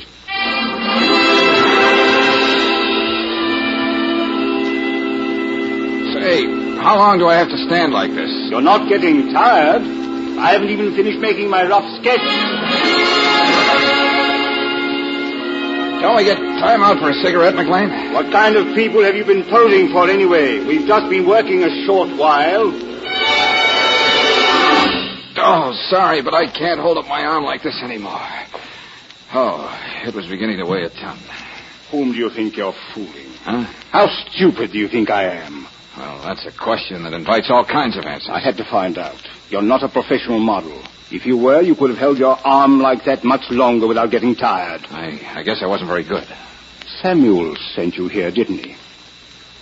Well, You can tell that human bloodhound he's still wasting his time. Okay, I'll deliver the message, friend. But I doubt if he's going to be convinced. Would you mind turning around while I put on my shirt?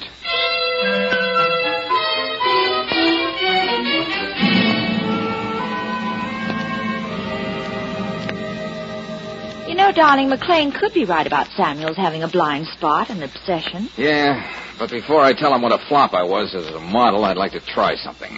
Such as? Well, first of all, let's take it for granted that Samuel's is right. It's next to impossible to get rid of a human body. Well, then, maybe there never was a body. Oh, in other words, Mrs. McLean is very much alive somewhere. Yeah, it could be, Angel. Waiting for 7 years to pass. So McLean can collect that dough and join us somewhere in Europe, let's say. Oh, that's a pretty wild notion, George. Two people separating for 7 years like that? Yeah, but a very profitable separation. They'll be getting roughly $30,000 a year for it. Okay. Say we even buy that. What do you propose to try? I'll take this hypothetical situation. You're my wife. Oh, not to be hypothetical. You love me very much. Oh, check. Love me enough to endure 7 years of hiding and separation so we'll have enough to live on for the rest of our lives. All right, supposing. Then you read in public print that I have intentions toward a gorgeous model by the name of Nana Kenyon. Now, what would you do? I'd come halfway around the world and scratch your eyes out. And that wouldn't be hypothetical. Especially with a payoff at hand, so McLean could disappear with all the moolah and the luscious Nana. Well, how are you going to get this world-shaking piece of gossip into the paper? Leo Mensch in the Bulletin. His column is syndicated in 650 newspapers. Nana is pretty colorful. Some pun. Besides, Brooksy, Leo owes me a favor.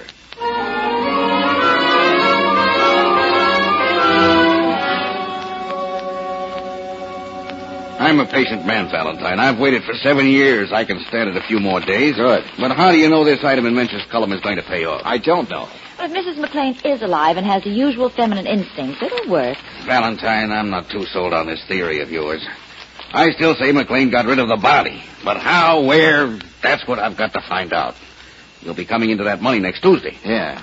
Let me have that picture and description of Mrs. McLean. I want to get it around where it'll do the most good. Now, let's see. 5'4", 125 pounds. Brown hair, scar on left cheek.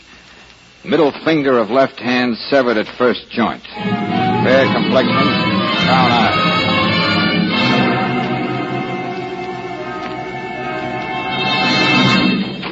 Hey, Mr. Valentine, I gotta see you a minute. Huh? I think you owe me $50. Oh, George, this is one of the cab drivers I spoke to at the airport. Mike, Kozlenko, wasn't it? Yeah, one of the Boston Kozlenko. Did you see Mrs. McLean? Well, if it wasn't, she's got a twin. Scar on the cheek and all. Oh, when'd she show up? Where'd you take her? She got off the plane early this morning. Come in on one of them DC-6s. Well, you sure took your time getting here. I had to haul a guy all the way out to the racetrack and wait for him. I tried calling you, but your line was busy. Okay. Where'd you drop her off? What was the address? She didn't give me no address. I took her out to Roxbury. That's where McLean lives. I let her off on the corner of Sycamore and Dean. She looked boiling mad. Come on, Brooksy. We got to move fast if we're going to keep Samuels from being right. What do you mean, George? Well, if this is Mrs. McLean, she's an uninvited guest. After all these years, I'd hate to have to go looking for her body.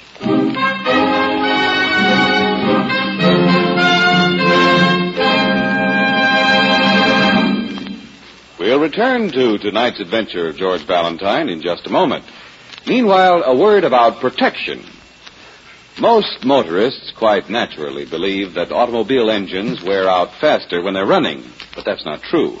Your car faces its biggest wear test when it's standing cold, for that's when rust caused by condensed moisture inside cylinders can start to work.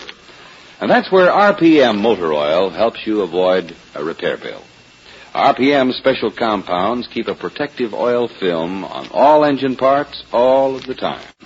Whether your car is running hot or standing cold, RPM clings stubbornly to vital wear points, and consequently, rust never has a chance to get started in your car. No wonder it's the 2-to-1 choice of Western motorists. Next time you need oil, ask for rust-fighting RPM motor oil at any standard station or independent Chevron gas station, where they say and mean, we'll take better care of your car.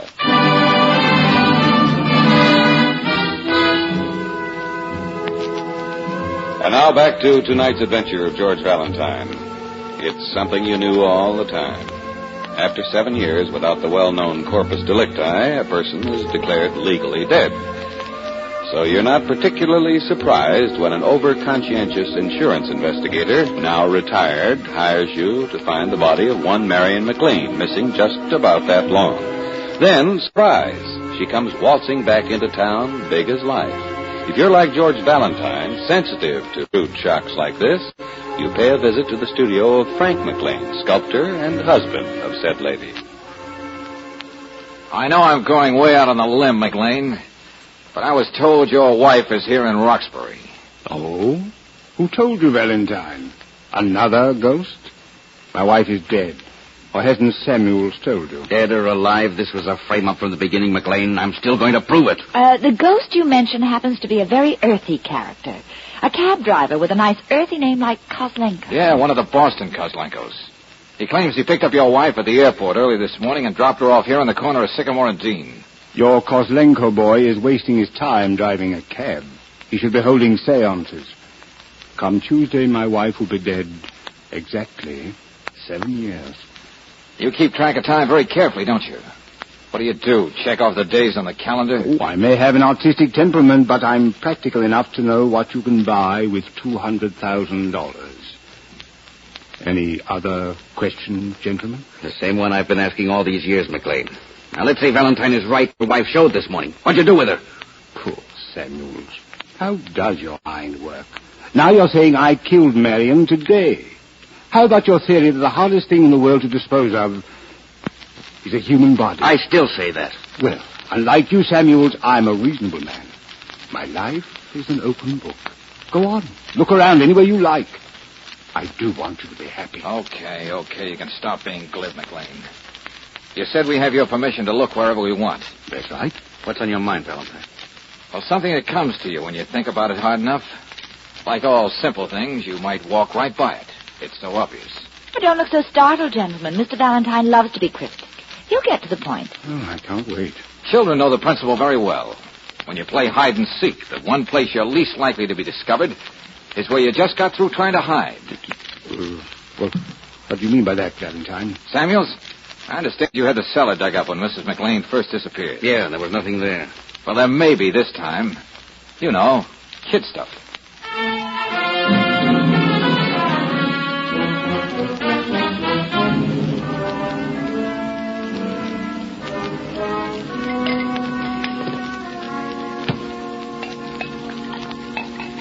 Sorry you didn't find anything in the cellar, Valentine. You had such a fascinating theory. Yeah? Well, there's still a lot of places around here to look, McLean. Oh, to be sure. But do let me be the gracious host and mix you all a drink. Well, a party. I'm glad you dropped in, Nana. We're playing a big game. Body. Who's got the body? Well, aren't we a little old for parlor games? Samuels here doesn't think so. Yeah, I'm a child at heart. You know, Mr. Valentine, I almost didn't recognize you with your shirt on. Yes, that mole on his left shoulder does something for him, doesn't it? I see you noticed that too, Miss Brooks. Oh, we've gone to the beach together many times. Here you are, everybody. Drink hearty. Here's to you, Samuels, and a happy retirement. Thanks.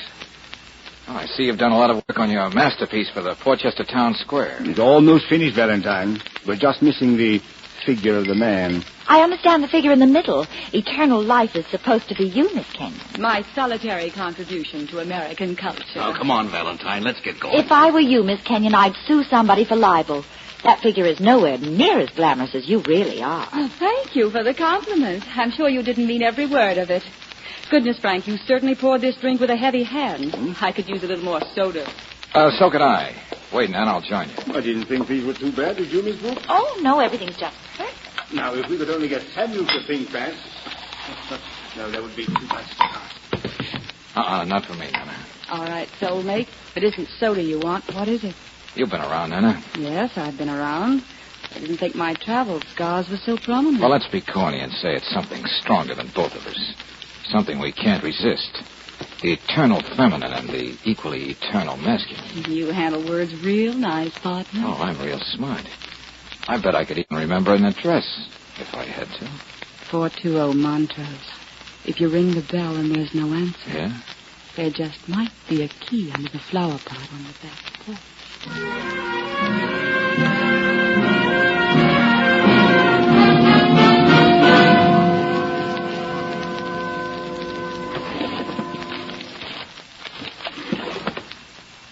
Maybe this was a wild goose chase, but it's not now. Well, what are you doing here, Miss Brooks? Oh, well, Mr. Valentine couldn't make it, Nana. He asked me to convey his deepest regrets. And there was that key under the flower pot. Why, that... Oh, what you were going to say. What have you got? Give me those tickets. I was just admiring them. I've always dreamt of a holiday in South America. I said, give them to me. Tickets for Flight 114 next Wednesday. The day after Frank McLean collects the insurance on his wife. The tickets bought right here at the airport in Roxbury. I'm not going to ask you again. Let me have those tickets. It may tickets. not mean anything at all. But it's worth checking.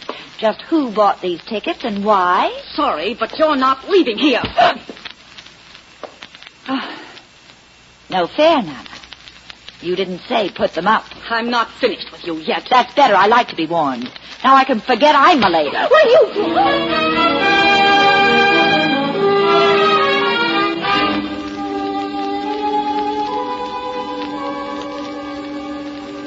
You remember selling these tickets, don't you, mister?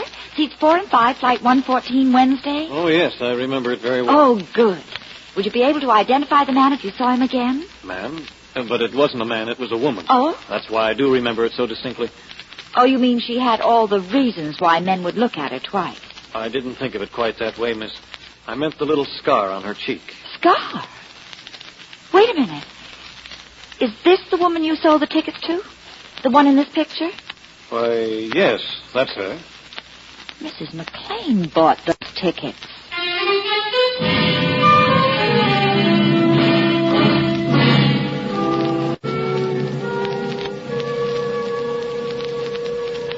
If Mrs. McLean bought those airplane tickets, Brooksy, that means for sure she's back here in Roxbury. And not just on the testimony of one of the Boston Kozlenkos. Well, what do you make of it, Samuels? If McLean and Nana got those tickets from her, you can bet your life you didn't just hand them over on a silver platter. No, not so her husband and his lady fair could go flying down to Rio. Hey, look, Brooksy. Yes, George. I think Nana must be a chasing spirit by now.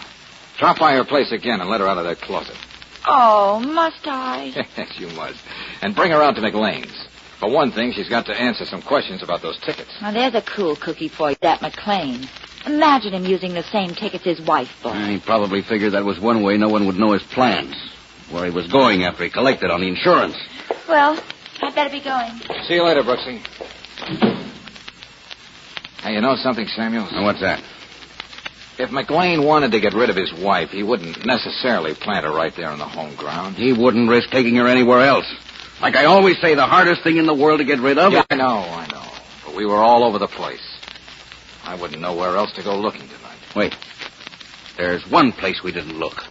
On the back part of that property is an old well. All overgrown with shrubbery and stuff. That's why we passed it by. Go on. I looked there 7 years ago, and if your idea about hiding things where people looked before... Okay. What's keeping us?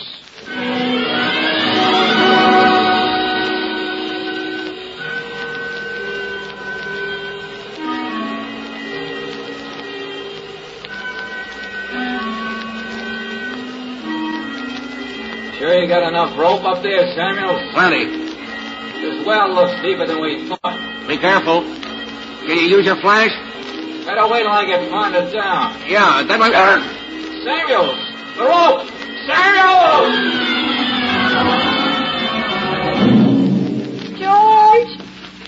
George! We'll have him up here in a minute, Miss Brooks. Lucky he didn't bring the whole rope down with him when he fell. You know if there's any water down there? No, I don't. Well, let me give you a hand. Now, wait till I get a hold of that Ginza who sneaked up behind and slugged me. Who, McLean? Who else? Wait. He's near the top, I think. Oh, George. Oh, here, honey, I'll help you. Come on now, fella. Up and over. Oh, you okay, darling? Oh, with reservations. I feel as though I've been dragged not too gently through a meat room. Somebody walked up behind me in the dark and let me have it. Yeah, I found Samuels lying here when I went out to look for you two. Now, let's get inside and see McLean, hey, Valentine? Maybe it's time to do something about that well-groomed pan of his, like you said. You took the words right out of my mouth, friend. I've just come to a very interesting conclusion. I was wondering about that 1,000-watt look in your eye. Yeah, Brooksy. To do some real profound thinking, there's nothing better than lying around on the bottom of a well.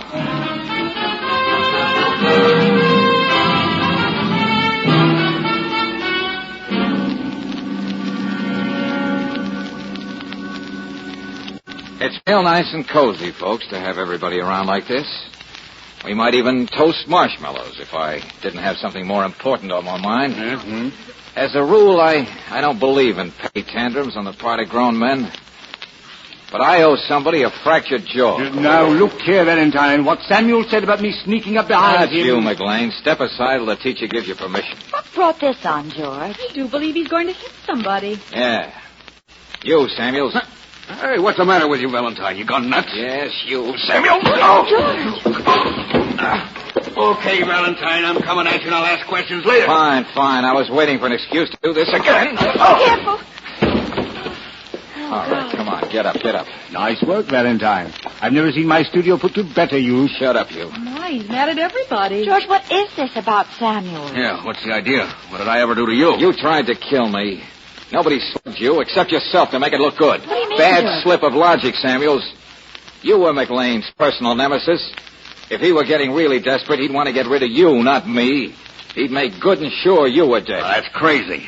Why should I want to knock you off? I hired you. How could Samuels possibly have anything to do with Mrs. McLean's disappearance? Samuels, you know where that woman's body is, don't you? You knew it tonight when you suggested I go plumbing the depths of that abandoned well because you were too fat to do it yourself. You're way off the beam, Valentine. You were afraid I'd find out, too, sooner or later.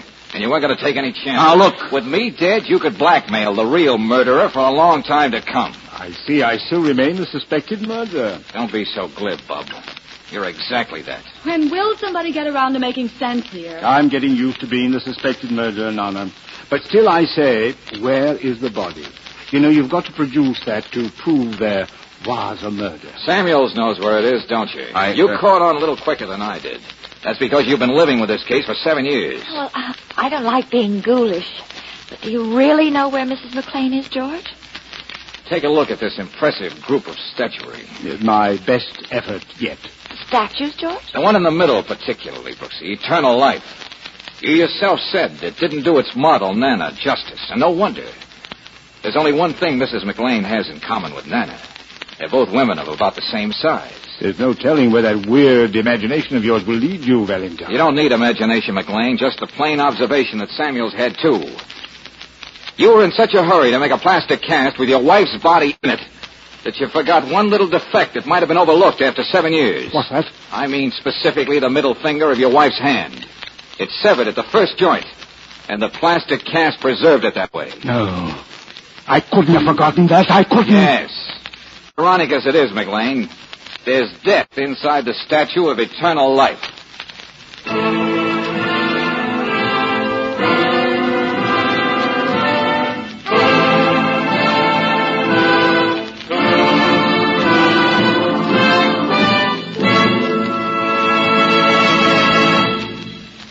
When you shop for meat, you're confident of getting good quality because you know you're protected by health department regulations.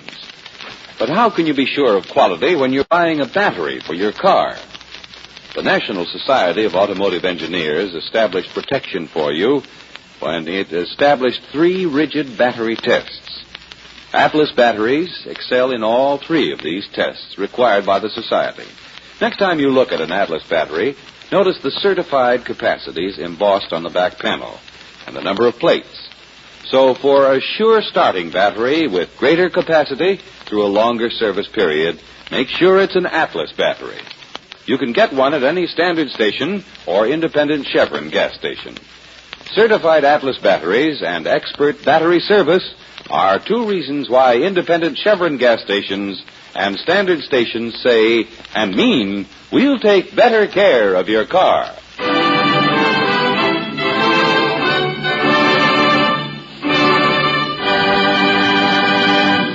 Next week, when you tune our way for another adventure of George Valentine, you'll find George faced with a new problem, expressed in a letter that has just come to his desk.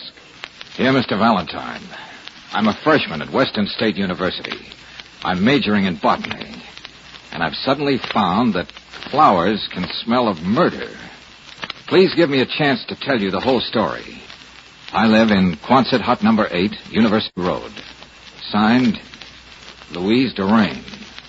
Next Monday night, a new case for George Valentine. The flowers that smelled of murder.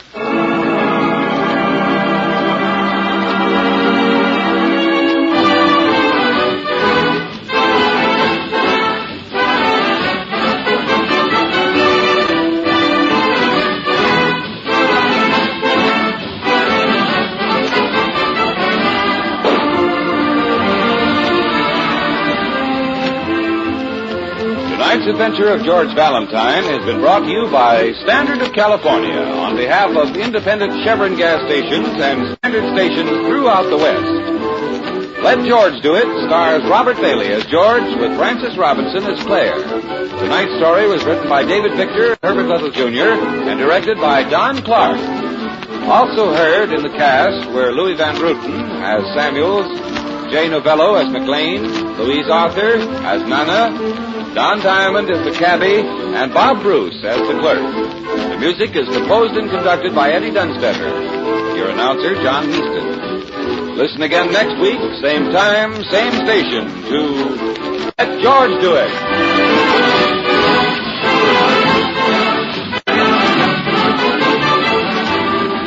This is Mutual Don Lee Broadcasting System.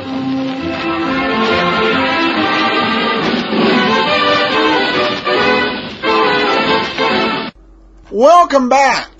You know, Bob Bailey on an insurance case reminds me a lot of Johnny Dollar. And there were so many things that stood out to me about this particular episode. As I've mentioned before, Bob Bailey himself was not an impressive physical specimen, but this was radio, and he could make the character of George Valentine whatever he wanted it to be. It was one of a great illustration of the opportunities afforded by radio. While I had guessed that the sculptures had something to do with where the body was hidden, I was really surprised by that little twist with the insurance investigator. And I loved Claire Brooks getting into it. You rarely hear that in old-time radio, and that goes back to a comment we got a few weeks ago. So, all right, well, great. Thank you so much. We've got a few comments, and then we will wrap it up. All right, comment. Adam Graham does a terrific job hosting this podcast. I enjoy the short, thanks, FYI, before and after most of the episodes. Adam's voice makes you feel welcome to his podcast. And then this one, I love the great detectives of old-time radio. I love Adam's comments, too, and love the great detectives of old-time radio. Well, thank you so much for your comments. Well, I hinted that I had something a little extra special, and I do. It's a guest appearance by Basil Rathbone and Nigel Bruce that I'm sure you're going to enjoy. In fact, when I first heard about it, I debated doing this instead of the episode of Sherlock Holmes, and then I listened to it, and it was only 4.5 minutes long, this particular segment we're about to play. This is an appearance by Rathbone and Bruce on Request Performance. Now, those of you who are old-time radio aficionados will have heard of a show called Command Performance. Command Performance was a show put on during the war years for our troops, with things they wanted to hear and to see. And you have many great stars, Humphrey Bogart, Frank Sinatra, Bing Crosby, just a huge cast of stars doing different things that the troops requested. Well, World War II ended, but the idea of request performance, of taking listeners' requests and putting them on the air, that became a theme of a show started by CBS, produced by William Robeson. And this episode of Request Performance comes on November 4th. And Rathbone and Bruce made their trip from Mutual over to CBS to do a little segment on Request Performance. And those of you who like Dick Powell like this, because it also has Dick Powell in it as Richard Rogue. And we begin with June Allison reading the request to set up Rathbone and Bruce's performance. So, without any further ado, let's go ahead and we will take a listen, and then we'll come back and I'll have a few words about today's program on Sherlock Holmes. Here's a letter from Mr. D. McGee of Kansas City, Missouri. He says, Dear Request Performance, I heard you say on your program that you can turn the tables on people. How about doing a Sherlock Holmes story where Dr. Watson and Sherlock Holmes switch parts? Can we do it, Dick? Can we do it? Don't forget, Junie, that as Richard Rogue, I am an active member of the exalted and distinguished fraternity of radio detectives. Well, give. The first thing to do is ask the man who plays the role of Sherlock Holmes, Basil Rathbone.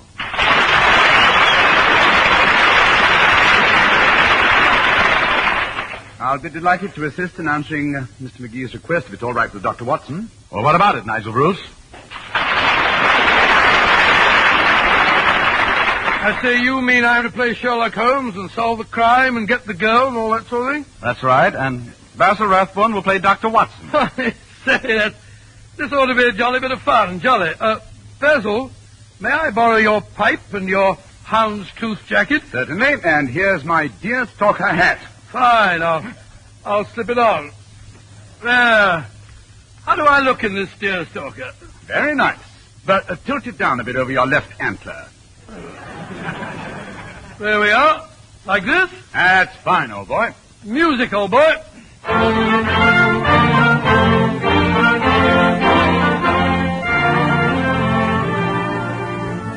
Well, here I am in my lodgings in Baker Street with my good friend Dr. Watson beside me. Splendid characterization so far, huh? Well, here we go again. I say, Watson, hand me my magnifying glass. Magnifying glass. What in the world are you doing? I'm playing Dr. Watson. But, what are you saying? I don't know. What have you been saying all these years? What a pity, my dear Watson, we don't have a fascinating crime to solve. Yeah, it's a pity. It's a great...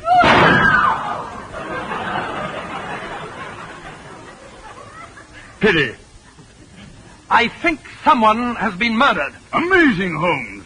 How are you arrive at that deduction? Elementary, my dear Watson. If you will just open that door, you will find the mortal remains of a plumpish woman of 48, with graying hair, hazel eyes, pale complexion, a blue dress, and a pink hat. I'll open the door. Good gracious, for once, Holmes, you're wrong. Wrong? Well, it's a red hat. There is only one thing to do. I'll reconstruct the crime. Watson, old fellow, just place yourself outside the door, exactly where the corpse was standing. Now, I shall close the door. Just as I thought. Dead. Dead. I say that's splendid. Now I can play Sherlock Holmes all the time. What blows in here, Joes? I beg pardon? Well, how come L. Rathbone is so horizontal? I don't quite follow you, old boy. Look, I'm a detective on the radio, too. What are you two squares up to? I was recreating a crime in order to solve it. Oh, Jenny, dear. You've got bats in your badges, boys. Recreating the crime got to go by with a bustle. Got to go by? Sure, that went out with button shoes. You're singing a tune from Saskatoon. Oh, really? Saskatoon? Tell me, old chap, what's your name? Richard Rogue, private eye, and detective extraordinary. If some ace wants to dip a Betsy in your medulla, just ring Rogue. Well, why should anybody want to Betsy my medulla? Well, you can never tell when some con you've helped can may bust out of the poke and try to stash your shiv in your chubby pink and white. My dear fellow, I am convinced that you'll go every bit as far in radio as I have. What makes you think so? Nobody can understand you either.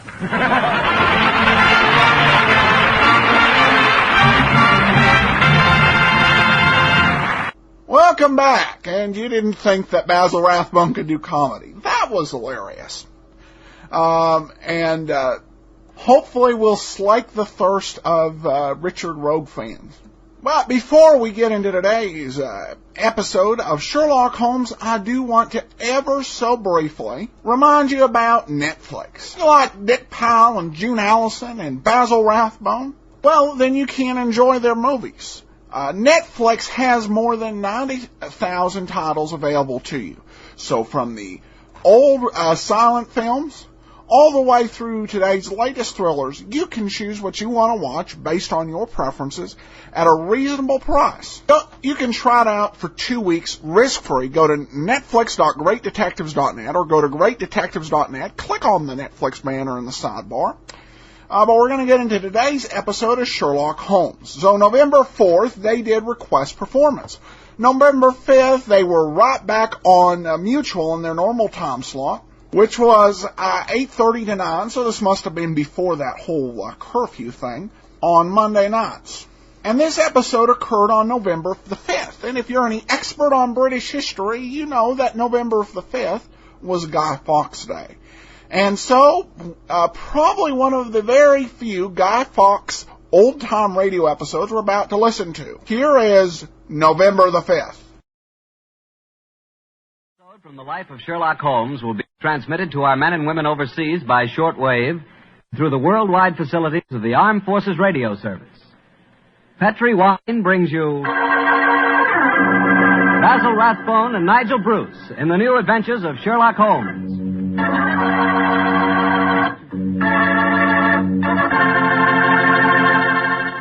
The Petri family, the family that took time to bring you good wine, invites you to listen to Dr. Watson tell us another exciting adventure he shared with his good friend, that master detective, Sherlock Holmes. And if you ask me, the best way to listen to that story is to do it with a glass of port wine right handy. Petri California port. No kidding, that Petri port is just swell for any time good friends get together to talk things over. You couldn't ask for a more delicious wine. Why, just looking at the deep, rich red color of that Petri port tells you that here's a wine with a flavor that comes right from the heart of sun-ripened grapes. If you haven't ever tried Petri port, why not get a bottle and have a glass after dinner tomorrow night? It's a perfect after-dinner wine, you know. And share that port with your family and your friends. And don't forget, when you serve Petri port, you can serve it proudly. Because after all, the name Petri is the proudest name in the history of American wines.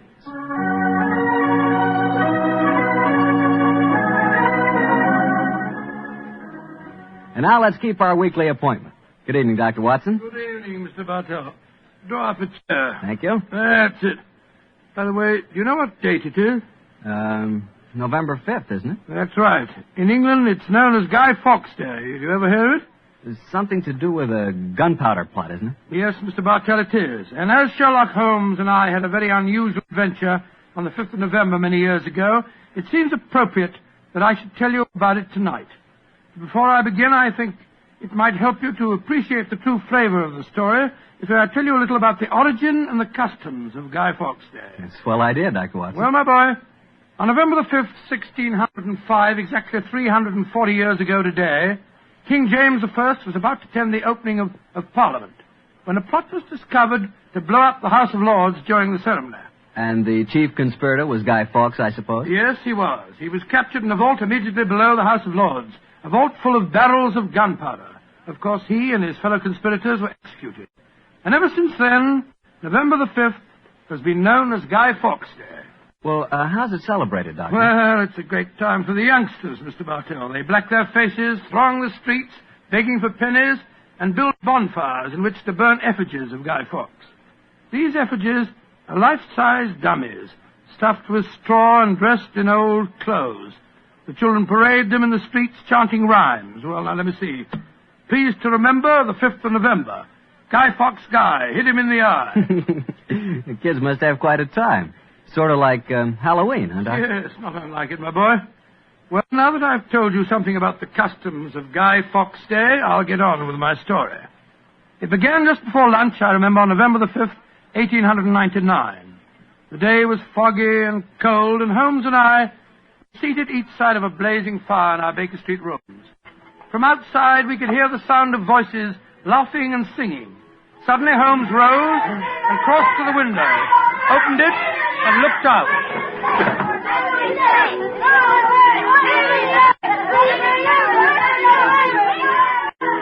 Then he turned to me and spoke. Children are having a great time, Watson, aren't they? Yes, it cost me a shilling worth of pennies to walk here this morning. Has it occurred to you, Watson, that the gunpowder plot offers very promising material to the speculative mind? In what way, Holmes? I say it's confoundedly chilly in here. Don't you think you might shut that window? Sorry, old chap. As I was saying, the gunpowder plot offers very promising material to the speculative mind. I've made something of a study of the historical records of the case. There is more than a little evidence to suggest that King James was never in any real danger. Never in any danger? Well, what makes you say that? Knowledge of the proposed dastardly scheme came to light early. The James Stuart, King of England, the possessor of a shrewd and diabolical mind, used the spectacular discovery of the plot to try and bolster his waning popularity. as well as to justify increased religious persecutions. Well, that's the first I've heard of it, Holmes. I dare say, old fellow, but it's true just the same. I'm afraid James Stuart, King of England, was an unscrupulous tyrant. Come in. Oh, yes, Mrs. Hudson? There is a gentleman to see you, Mr. Holmes. He said it was very important. He asked me to give you his card. Oh, thank you, Mrs. Hudson. Oh. Ask him to come up, please, will you? Aye, sir. Who is it, Holmes? A gentleman with a remarkably fine sense of timing. Read his card for yourself. Let's have a look. Mr. James Stuart. Great Scott, that's an extraordinary coincidence that he should arrive just as we're talking about James Stuart, King of England. Come in. Mr. James Stuart. How do you do, Mr. Stuart? My name is Sherlock Holmes, and this is my colleague, Dr. Watson. How do you do, sir? How do you do? Mr. Holmes, you've got to help me. I'm walking about in mortal fear of my life. You've got to help me. Mr. Stuart, I suggest that you sit down. I'll do anything in my power to help you, but you must compose yourself first and tell me quietly what it is that's frightening you. How can I compose myself when I may be dead within a few hours? No, Mr. Stuart. I'm a doctor. I really think if I were to give you a sedative that you'd find... How can you talk of sedatives when I... My heart. Doctor! My heart. All right. Now, here, let me help you with the sofa. There you are now. Imagine the brandy would be in order, Watson. Yes, Holmes, and I'll give him some digitalis. A fellow with a bad heart like this shouldn't allow himself to get so excited. Here you are, Mr. Stuart. Drink this. That's it. And now this, Mr. Stuart. What is it? It's digitalis. Very well. Yeah, now. Feel better, sir? Yes, Mr. Holmes. Yes, I do. You're right. I shouldn't get so excited. My heart can't stand it, you know. Watson, is he well enough to talk, do you think? Yes, if he doesn't excite himself again. I'll be careful, Doctor. I'll take it quietly. Mr. Holmes, when you saw my card just now, did it strike any responsive chord? Oh, naturally, sir. Who could fail to be intrigued when a James Stuart calls to see one on Guy Fawkes Day? It isn't just coincidence that my name is James Stuart. I've got royal blood in my veins. People know of it. And that's another reason they're out to kill me. They're jealous of my heritage. Every instinct I have is a royal one. Now, you gentlemen know that falconry is a king's sport. And my greatest hobby is the breeding and the training of falcons. Please, Mr. Stuart. Owing to the state of your health, I suggest that you be as economical as possible in your explanation. In fact, I think it might be better if I were to question you. Very well, Mr. Holmes. Now, you say that your life is in danger. What evidence do you have to substantiate that claim? My cousin, Guy Falconby, has threatened it. You see, Mr. Holmes, he and I are the only heirs to a wealthy uncle. His fortune will go to the surviving heir. If I were dead, Guy would inherit everything. Seems to me, Mr. Stuart, that you should have applied to Scotland Yard for protection. I did, Dr. Watson. Only a few days ago I saw a certain Inspector Lestrade, I think his name was, and he laughed at my fears. Oh, Lestrade. And he laughed, did he? Well, then in that case, there may be something in your story, sir. You say that your cousin has threatened to kill you. Has he indicated the method he intends to employ? He has. And it's a devilish plot.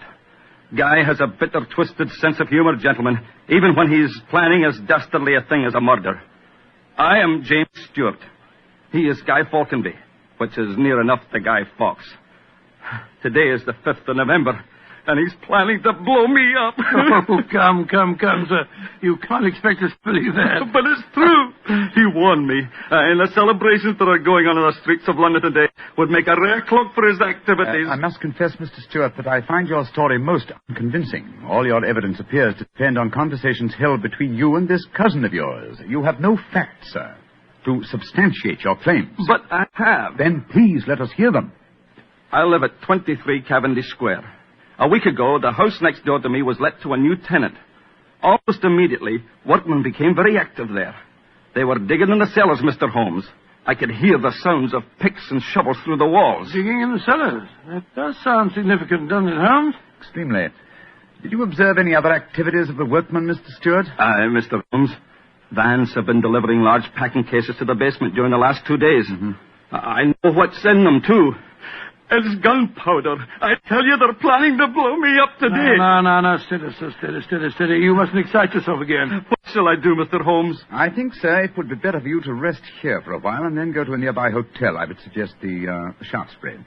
And wait there until you hear from us.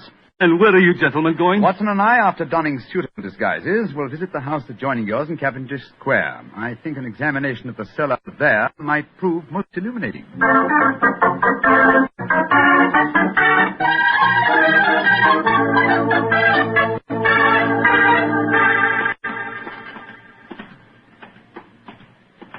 Oh, this must be the house, all right, Holmes.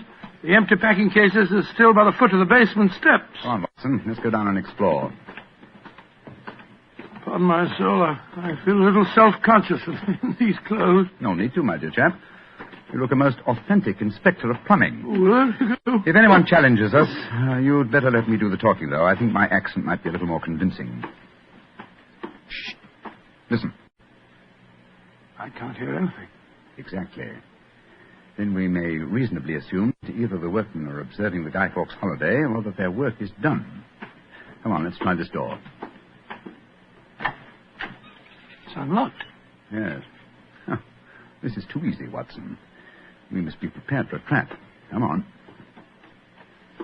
I've got my revolver handy if there's any trouble. I don't use it until I tell you to. Remember, we're supposed to be plumbing inspectors. It's pitch black in here. I can't see a thing. Strike a match. See if you can find a gas jet. Strike a match when the cellar may be full of gunpowder? Don't take the risk, old chap. Oh, here's a gas jet. I'll light it. That's better. Now we can see a little. Uh-huh. I think the workmen have completed their job. See that new wood forming a crude door in the corner over there? Where does it lead to, do you suppose? Let's find out.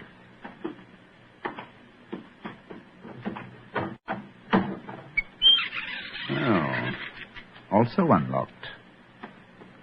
And here's a miner's lantern, waiting conveniently for us on this ledge. Oh, this is ridiculously easy. Now I'm sure it's a trap. I like the lantern. Great Scott, it's a tunnel. Yes, it's a tunnel leading into Mr. Stewart's house next door. Let's explore it.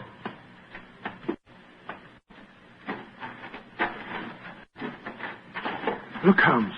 Look at the barrels. I bet they're full of gunpowder. Undoubtedly. You will observe the fuses as well. Yes, the complete equipment for another gunpowder plot. I can't believe my eyes. What a fantastic plan, but how could the murderer be certain that Stewart would be killed in the explosion? I think that's easily answered, Watson. Remember Mr. Stewart's bad heart? In his present state of apprehension, an exploding firecracker would be enough to kill him. Oh, I suppose so. Hello? Hello? What's this lying on the floor? Curious? It's a funny strip of silk with a little ring on the end. Let me see it, Watson. Uh-huh. This seems to be familiar. By Jove! I believe it's a Jess. A Jess? What nurse said? The last piece of evidence necessary to confirm the conclusion... Come out of there! Keep your hands above your heads! I've got a revolver! Right, y'all, Governor. We ain't done no harm. Now, remember, Watson, I'll do the talking.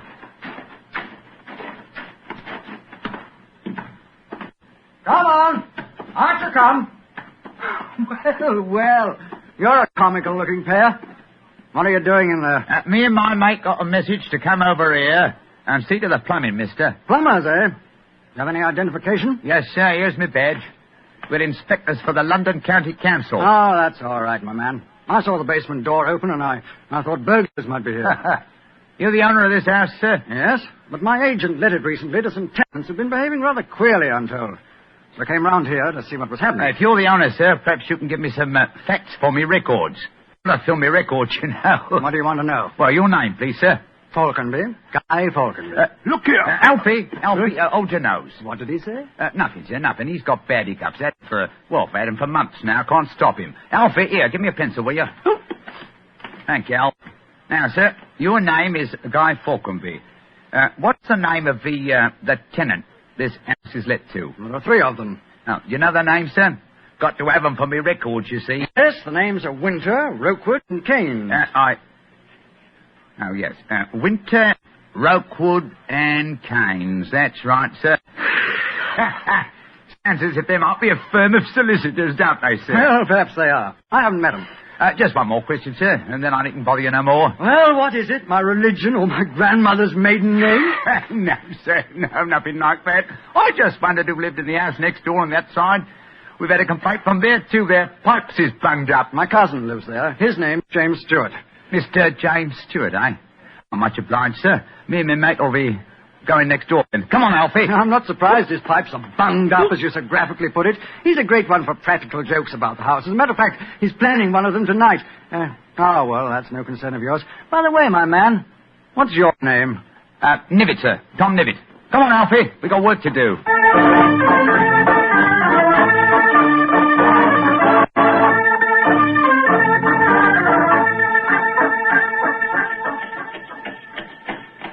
Holmes, I wish you'd tell me what's going on. Why have we taken this cab back to Baker Street?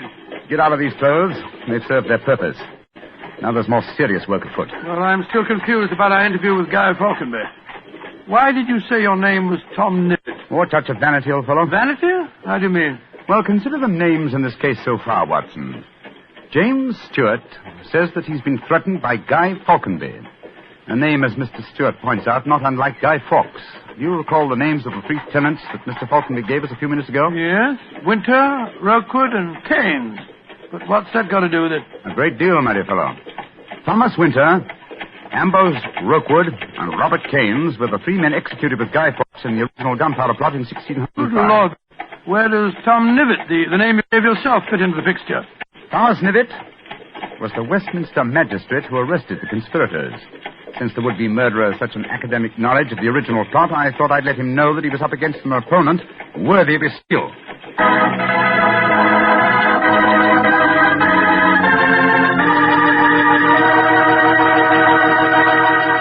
We'll hear the rest of Dr. Watson's story in just a few seconds. Just about time for me to remind you that if you want a wine that's sure to please the ladies, you can't mix with Petri California Muscatel. That's because Petri Muscatel is a golden wine with one of the most luscious flavors you ever tasted. Did you ever taste a big, plump muscat grape that's ripened in the sun? If you have, then you know what to expect when you taste Petri Muscatel. It's a wonderful wine. Perfect after dinner and swell when company comes. Just remember that, won't you? Petri Muscatel.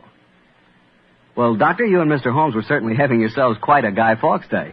What happened when you got back to Baker Street? We quickly changed out of our disguises and back into our ordinary clothes. I was still pretty much in the dark, as usual. And I kept questioning Holmes as to our next move. He was in a state of suppressed excitement. And it was obvious as he spoke to me that he was anxious to be off. What's dawdle? There's so much work ahead of us. What do you mean, dawdle? I'm not dawdling. I'm just as fast as I can. What's our next move, anyway? Well, we must split our forces. Let's get hold of my band of street urchins, the Baker Street irregulars. I'm going to surround Mr. Stewart's house in Cavendish Square, and they'll be invaluable for that purpose. Well, what do you want me to do? Go to the Country Hotel and collect Mr. Stewart, then return with him to his house and wait me there. I shall join you as soon as I've rounded up the irregulars, but I must warn you. Don't leave Mr. Stewart for a moment. Don't let him out of your sight until you see me again. Of course I won't, Holmes, but, I must say, the idea of all that gunpowder in the cellar doesn't make me feel any too have happy. Faith in me, old chap. Have faith in me. You know I wouldn't expose you to any danger if I could avoid it. And I assure you that I shall join you and Mr. Stewart very shortly. You have your revolver? Yes, of course. Good. And, give Mr. Stewart this revolver, will you? Tell him that I insist that he carries it. I fear that his own has probably been tampered with. Right you are, Holmes. I'll see that he has it. This is a strange business, I must say. That Guy Falconby seemed such a decent sort of fellow. Yes, he appeared to be a most amiable fellow, didn't he? This is indeed an unusual case, Watson. We're up against one of the most sinister and twisted antagonists that we've ever met. Well, old chap, I'm leaving now. I'll join you soon. And don't forget, stay close to Mr. Stewart. Stay very close to him.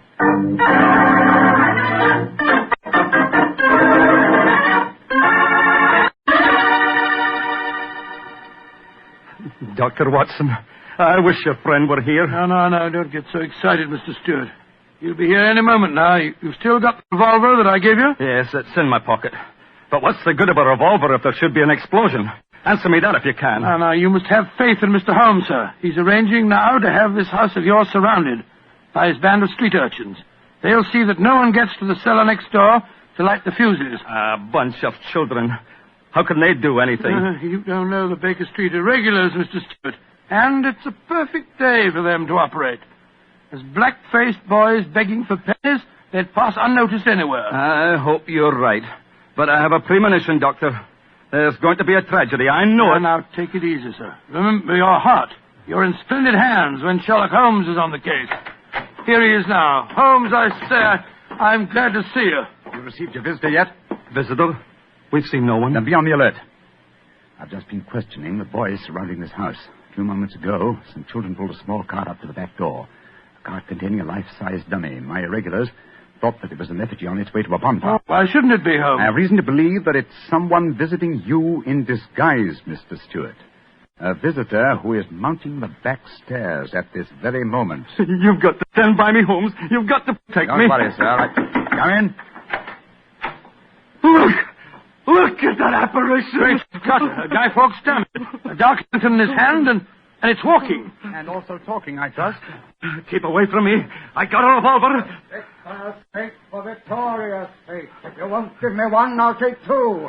The better for me and the worse for you. It's Guy Falkenberg. Keep away from me, do you hear? The better for me and the worse for you. All right, then. I'm going to fire.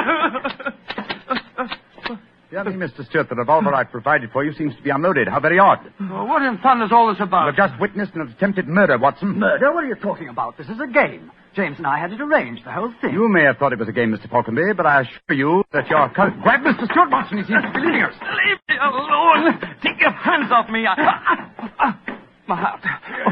Help me put him on the sofa. That's it. I'll get him some digitalis. Look, I don't want to appear unnecessarily stupid, but will someone tell me what this is all about? With pleasure, Mr. Falkenberg. Your cousin had planned one of the most fantastic murder plots that I've ever encountered. He came to us with the story that you had threatened his life. But that's ridiculous. I'm very fond of him. Of course it's ridiculous. The whole plot was ridiculous. He leased the house next door, had a tunnel dug, and gunpowder and fuses planted there. Even entered the name of the tenants as Winter, Rokewood, and Kames to give the apparent plot a further authenticity. You mean my cousin was the real tenant? Certainly he was. However, he was clumsy enough to drop that piece of silk with the wire ring on the end that you found in the cellar, Watson. Thing you called a jess. And what's a jess? It's a strap that goes round a falcon's leg to which its leash is fastened. You will remember that Mr. Stewart informed us that falconry is his hobby, and it therefore indicated that he had been in the cellar and consequently must have known about the whole plot. And all he was trying to do was to build up in our minds the belief that his cousin was trying to kill him. Exactly, my dear fellow. Had we believed him, of course he could have shot you just now, Mr. Falkenby, in apparent self-defense. Good Lord, what a fantastic plot. I still can't quite believe Mr. Falkenby, why are you dressed as a Guy Fawkes dummy? Well, it was James's idea. He said that he was going to dress up too, and that we were to go round the bonfires tonight and frighten people by appearing as live dummies. But the last message he sent told me to come up here, that we'd play a practical joke on a couple of friends of his. And did he provide you with the costume that you're wearing? Yes, as a matter of fact, he did. Have you searched the pockets for any weapons? No, but I will. All right, and while you're doing that, I'll examine this dark lantern. How's your patient, Watson? Well, I've given him some digitalis, and now I'll get him some brandy. I can't find anything in the pockets. Here's the answer, my friends. Look here. Inside the lantern is a dagger. Your cousin planted it there to substantiate the claim that you were trying to kill him. Had his plans worked, you would have been dead, Mr. Falkenby, before you could have told us the truth. Here, come back here, Mr. Stewart. James! He slipped out of the door. Found it. He's taking the heart attack. Come on, Watson, after him.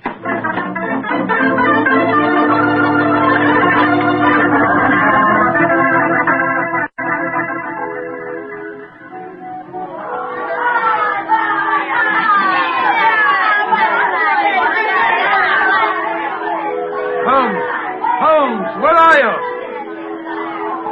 Out of the way, please. Blimey. Here comes the Lord Mayor of London, chum. Excuse me, please. I'm trying to find a friend of mine. Most important. Holmes, where are you? Get out here, Watson. I hear you calling me. Out of the way, please. I'm coming, Holmes. You got away from me in the crowd. Got away from us. Well, we'll never find him in this mark. Twelfth, he's a dangerous man. There's no knowing what he may do. Where are the irregulars? Ah, there's Wiggins. Wiggins? Hello, Mr. Evans. Wiggins. Watson. Did you see a man run out of that house a few minutes ago? No, Governor. Perhaps Charlie did. Hey, Charlie, come over here a minute. It's Mr. Holmes. All right. I bet Charlie didn't see anything, though. He's got some savvy girl with him. Hello, Mr. Holmes and Dr. Watson. Hello, Charlie. Hello, Charlie. Did you see a man run through this crowd a few minutes ago? A tallish man with a gray moustache? Yes, I did. A man came running out of the house over there. That's the house. Where'd he go? He ran down toward where the shops are. And he stole our dirt, he did. The one we are going to burn in the bonfire. I tried to stop him, but he got away. Holmes, look up there on the roof. There's a figure. By Joe, I believe it's James Stewart. That's the man. He's the one that stole our dummy. He's standing up on the roof. He's going to jump. If he does, he's going to land in the bonfire. There he goes. He is jumping. Right into the middle of the fire. It's awful. He'll be burned to death. Don't worry, Wiggins. There wasn't a man who fell into the bonfire. What do you mean? From the gyrations that the figure performed as it fell, my dear Watson, I'm convinced that Mr. Stewart threw the stolen dummy to try and put us off the track. Then Stewart's still up there. He is, Watson. Come on, old boy. It's up on the rooftops for us. Up on the rooftops.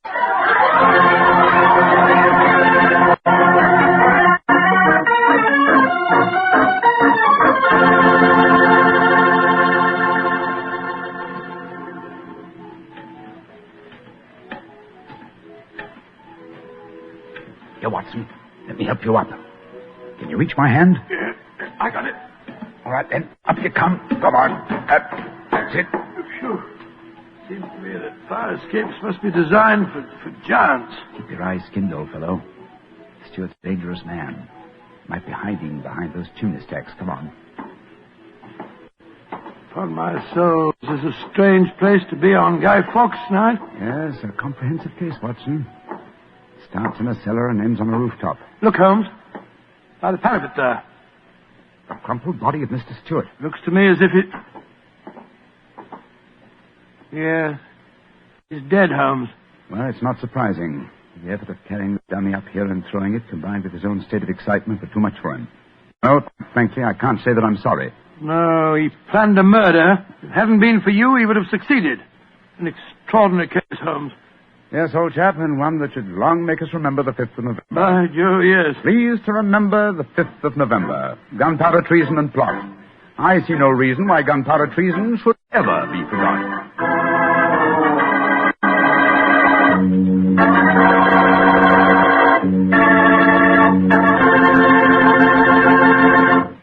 Well, Doctor, as you boys would say, that story was a bit of exciting, what? Yes, and even now I sort of lose my breath when I remember climbing that fire escape. You know, Doctor, those two fellas certainly went out of their way to celebrate Guy Fawkes Day. Now, take me. When I got a little celebrating to do, I like to do it quietly. Some friends, a glass of port. Yeah, Petri port, of course. What else? Leave it to you. No matter what the occasion is, you can somehow make it a perfect occasion for Petri wine. How do you do it, old fellow? Don't ask me how I do it.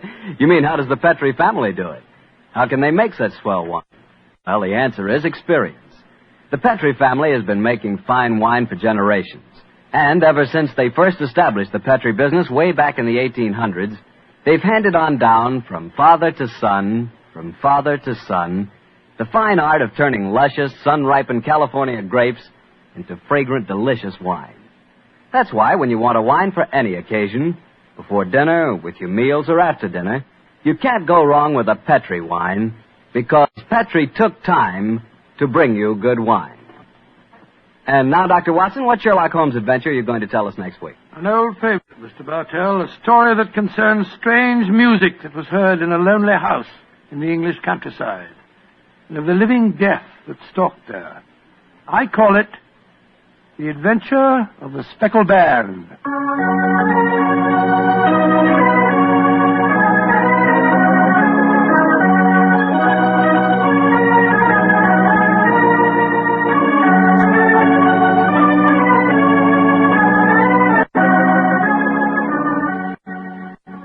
Tonight's Sherlock Holmes adventure is written by Dennis Green and Anthony Boucher and was suggested by an incident in this Arthur Conan Doyle story, The Adventure of the Devil's Foot.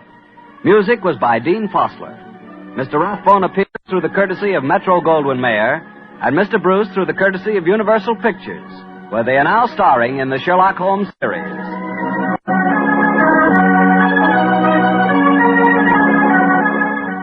The Petri Wine Company of San Francisco, California, invites you to tune in again next week, same time, same station. This is Harry Bartell saying goodnight for the Petri family. Sherlock Holmes comes to you from our Hollywood studio. This is the Mutual Broadcasting System.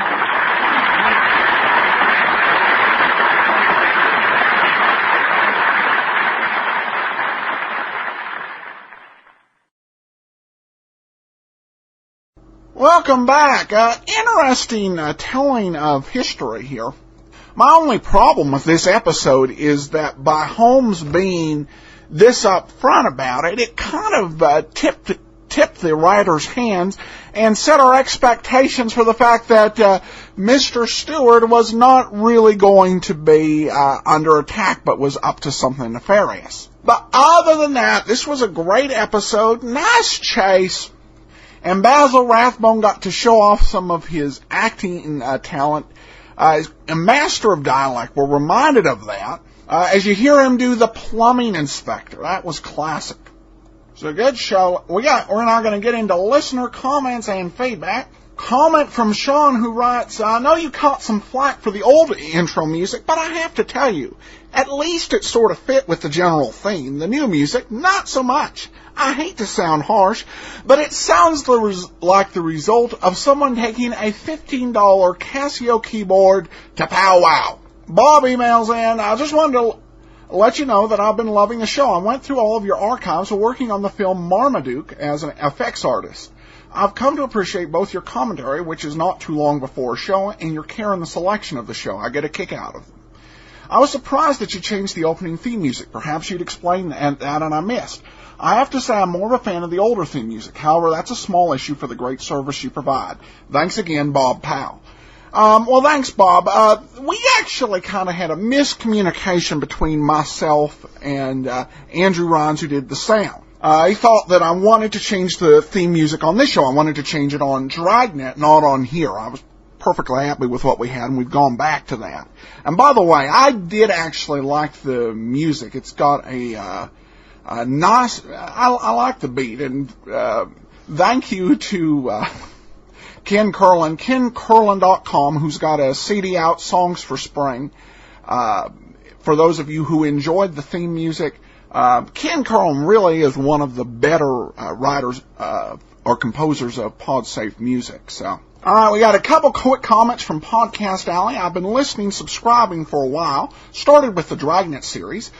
Sometimes the intro and stuff after is too long, but sometimes it helps give me a better sense of the media within the time period. Thanks. Well, thank you. That's fair enough. And one more comment. Keep up the great old-time radio shows. Hopefully next school year, while in China, I can still get your podcast.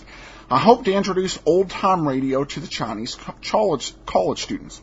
Well, thanks so much for that comment. Regarding getting the show in China, we have had downloads in the past that have come from China on the old-time Dragnet show. None currently, and I don't know whether that's just because there were people who were listening in China and are no longer there, or whether there's been some change in government access to podcasts. But I hope it does work out for you. And it'd be great to be able to share this cultural exchange with people in China.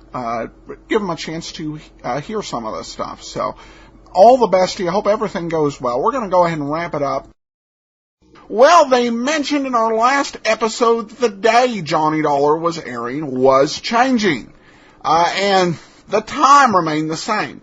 And the time actually was 10 o'clock. So whether this was because of curfew or it was just a network programming decision, that kind of limited the audience who got to hear these first few shows during their original run. Well, we're going to get into today's episode of yours truly, Johnny Dollar, in just a second. Before we do get started, I do want to let you know about Johnny Dollar Air. You know, each item on the expense account is neat and itemized, but sometimes it's not the cheapest way to do it, buying things separately. With JohnnyDollarAir.com, you can book vacation packages, get hotel, rental car, and airline ticket all together. And it can represent a substantial savings to you. You still have the option of going a la carte, but if you're going to need to reserve multiple things, then shop JohnnyDollarAir.com first. Well, we're going to get into today's episode. With some apologies, the audio, source audio is kind of B-, not horrible, but there are a few spots. It's how I got a Wildcat oil operation by the tail. Let's go ahead and listen, and then we'll come back. Johnny Dollar. Bob Douglas, Olympian Light, Johnny. How soon can you leave for California? Right away. My right big toe needs defrosting. What's the matter? A policyholder, young fellow named Jefferson, went west on an oil deal and he disappeared. It might be murder. Well, I guess I'd better pack 2 shirts. Looking for one man in a big state like California can be murder.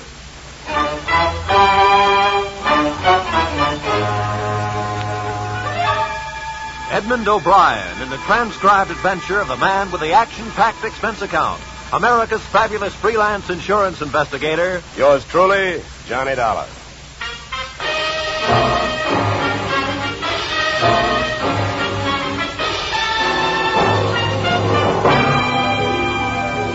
Expense account submitted by Special Investigator Johnny Dollar to Great Corinthian Life Insurance Company, Hartford, Connecticut.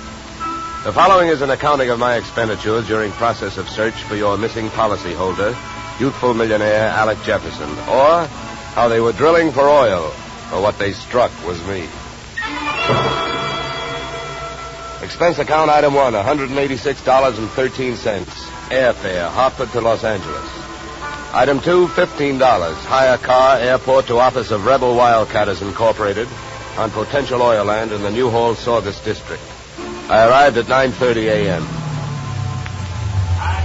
A handful of dirt dentists were hard at it, drilling at a rig not 30 feet from the shack-type office. Pull it over, will you? Better stand by, driver. My man may not be here.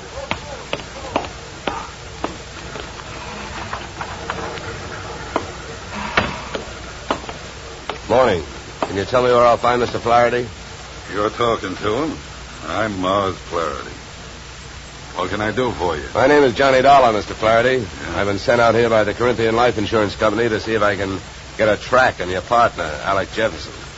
I see. Well, it's their money you're spending, Dollar, so I don't care much if you waste it. But if you don't mind my saying so, I do think you're going to be wasting your time. Well, I get paid by the day. Then I guess you don't mind wasting time. Oh, look. Don't get the idea I'm just naturally pessimistic. I'm not. It's just that I've already done a lot of looking for young Jefferson, and when that bird flew to coop, he didn't leave a feather you could trace him by. Well, do you have any objection to giving me a few details? No. Sit down. Not at all. Thank you. To save time, maybe I'd better tell you what I already know. Well, it can't be much. It isn't. I suppose you realize Corinthian Life is the administrator of Jefferson's father's estate. Yeah. I know that. Well, having charge of the money, they naturally know that young Jefferson financed this operation. That's right. His money, my experience. The only thing we needed was a little more luck. Well, there you have it. That's all I've got. What can you tell me? That whatever young Alexander got, he was asking for. For a guy built like a cream puff, he got mighty strong around here. Around an oil field, that isn't healthy even for a big guy. You know? How do you mean he got strong? Too much money, too much opinion. That mixed up with too many other men's women can mean trouble for anybody. Any particular women? Too many. Mind telling me who they are? No. Matter of fact, I got a list right here. Yeah, you can have it. I already tried it. Just one more thing. Yeah? How and when did he drop out of sight? A week ago last night. Yeah, he left here at 5 o'clock for his apartment on the Sunset Strip in Hollywood. He never got there. I checked that, too. Here, yeah. Give me that paper back. I'll write down the address. Thanks. Well, I'll be around. Oh, by the way, the first thing we try to figure out in my racket is who would benefit most. How would you like to have him found? Dead or alive? Either way, Dollar. I can take it. I've lost partners before. I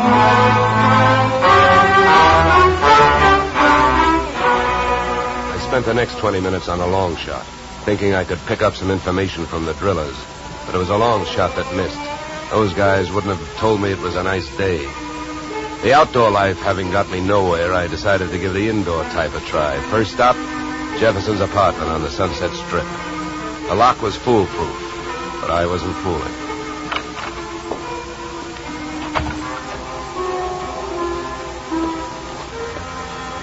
The joint was decorated in a lovely shade of hangover green. series of alcohol rings from the bottoms of glasses, carrying out the motif on all flat surfaces. In the living room, I found several pieces of loosely strewn feminine attire. In the bedroom, I found one piece of loosely strewn female. Hey, who are you? What do you want? Oh, sorry. I understood this was Alec Jefferson's apartment. It is? Oh. You can drop your eyebrows, mister. I'm his wife. I beg your pardon? You heard me. I'm Mrs. Alec Jefferson. Pass me that robe, will you? Now to make coffee? Yeah, why? Well, how about making me some while I go put on a face? I guess so. You'll probably have to wash the percolator. To me, the best grounds for divorce would be coffee grounds and an unwashed percolator. So I washed it. I also made the coffee, wondering the while how she had made the matrimonial grade. Right then and there, I'd have given her the Bad Housekeeping Award. She looked like the kind of a girl who could get into a beauty contest, but like she'd never win it. Any way you looked at her, she was a new complication. Your coffee's ready. Yeah, thanks. Good. Find any clean cups? No, but I washed two. Here. Thanks. Now, would you mind telling me who you are? I'm an insurance investigator. I'm looking for your husband. Well, we should find him. I could use some money. How long have you two been married? Few weeks. Why? Routine question. Tell me, when was the last time you saw him? I was waiting here for him the night he disappeared. Any witnesses? If I need him. Okay.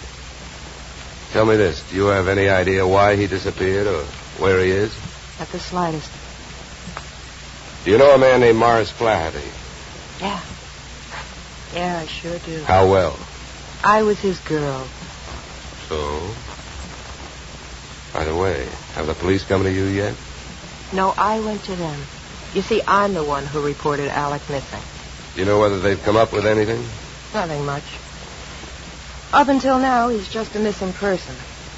They put Alec's picture on a television every night. I don't know that they're doing much else. They keep calling him a Caucasian. Look, please don't get so hysterical about this. It makes you so hard to question. Huh? Oh, nothing. Oh, I get it. Excuse me if I seem dense this morning. Morning. It's 3 in the p.m. All right, so everything about me's wrong. That's right. Look, you can think that I married him for his money if you want to. Suppose you're used to suspecting everybody of everything. But have you heard? There are two sides to every marriage. Do I look strong enough to have carried him to the altar? I never weighed him. But answer me this. If he swept you off your feet, why did he pull a fade out in the middle of the honeymoon? What should I know? Maybe he'd never seen a dame without makeup on before and had to go someplace to think it out. I wonder if there's anything to eat. I'm hungry. Look, I think I'd better be going. I'm not much of a cook.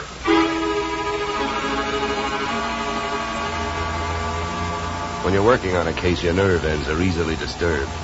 So when I left the house, we saw a hard-top blue Plymouth parked opposite the apartment. Mine clanged an alarm. In the car sat an equally hard-topped man reading holes in a newspaper. I gave him the slow walk-away and quick turn treatment, and I caught him with his newspaper down. Then I had to go into my act. Why, George, you old son of a gun. Huh? Oh, my gosh, it's good to see you. What are you talking about? My name ain't George. What? Well, I'll be. What you know is I came out of the house, I got half a look at you, and as I started to walk away, the face registered. Why, mister, you're a dead ringer for an old school pal of mine, George Pfeiffer. Now, how do you like that? Look, come here. Let me take a closer look. Come here. All right, look out. Sleep tight. Okay, Sleeping Beauty, over you go. I'll drive. I turned the car up into the Hollywood Hills, found an empty house with a for sale sign out front, and a garage out back, and drove in. His wallet was bulging with everything but money and information. An ID card gave his name as Philip Wilkins, his occupation as private detective. The next fact I came up with was that Mr. Wilkins was a light sleeper. He came to find me still fishing through his wallet. Hey, give me that. Okay, hold it, mister. Take it easy. Here, you can have your wallet back. Now, keep calm, and everything's going to be all right. If you don't, I'll have to give your whiskers another dusting. All right, look, what's the big idea? What'd you slug me for? You know why, Mr. Wilkins. Because you had a plant on me, and I figured if you were that curious about me, I wanted to know more about you. You're nuts. I wasn't watching you. I was watching that house you come out of. There's a dame in there that I'm getting paid to tail. I can't afford to be convinced of that. Who hired you? I'm not telling. You or anybody else, Mr. Dollar. Oh, word travels fast. First you tell me you're not watching me, then you also tell me you know who I am. So what? Is that illegal? You went to see the dame that I'm watching? I was told you'd probably be around, and you was. You'll be in my report. If you're healthy enough to make it. What were you really doing with that stakeout? Were you watching the apartment, waiting for somebody to show up? Do you really have a tail on Mrs. Jefferson? Or did you follow me in from the oil fields? Why should I follow you? Maybe you and I got the same approach to this case. You found him yet? No, but it's still early. Who else is interested in finding Jefferson? I hear he's quite a playboy. Maybe one of his playmates wants him served with breach of promise papers. Oh, come on, Donald, let's face it. I can't tell you who I'm working for. You know that. It ain't ethical. It's not ethical to let yourself get picked up as easily as I picked you up, either. But let it go. I don't suppose by any chance you know a man named Mars Flaherty. No him. I'd like to see one of his derricks fall on him. Why so? What did he do to you? A couple of days ago, I went out there to try and sell him some information. He had 3 of his men beat me up and throw me off the oil field. Yeah? Well, what's with that look? Don't you believe me? Who knows? You might be telling me you hate Mars Flaherty to keep me from thinking you're working for him. I think you better get out of this car and let me drive away, Dollar. You're in a lot of trouble. I don't think so. Oh, you don't think so? I can have you pulled in for kidnapping. If that's what you have in mind, then first you'd better get a few witnesses for yourself. Now, come on, suppose you calm down for a minute. If you really hate that guy, well, maybe we can make a deal. If it's against him, I'll deal with it. How much do you know about Flaherty? My bookie's marked lousy from way back. He's promoted about 50 wells, and none of them ever happened. He's wild to hit oil. My guess that he's got a hunch that this is the big one. That's why I think his partner disappeared. Yeah, what difference would that make? Even if his partner turned up dead, Flaherty would still have to split any profits with young Jefferson's estate. Maybe not. I know they had a queer deal. Well, who'd know about that deal besides Flaherty and Jefferson? I don't know. But I do know one way of finding out what it is. How's that? Flaherty keeps all his papers in the safe in his office. I've even got the combination. I'll give it to you. You keep it. Wilkins, I still don't know who you're trying to get even with, Flaherty or me. So what I'm going to do is give you half a break. Then I'll only be taking half a chance. Yeah, then why don't you want the combination to the safe? I don't need it. You're going to open that safe. Because you're going out there with me. Tonight.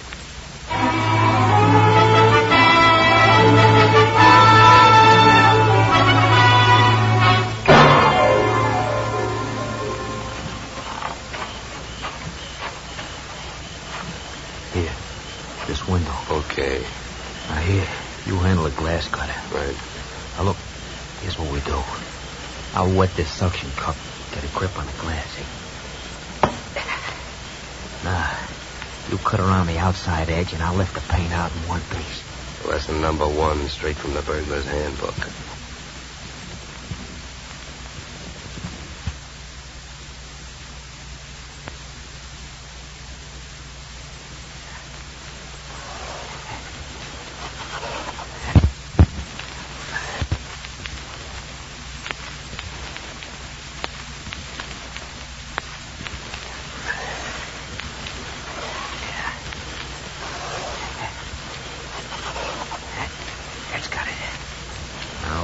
There's a little tap with the knuckle.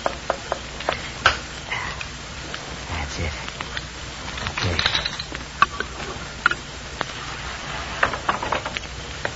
All right, in we go. You first. Okay.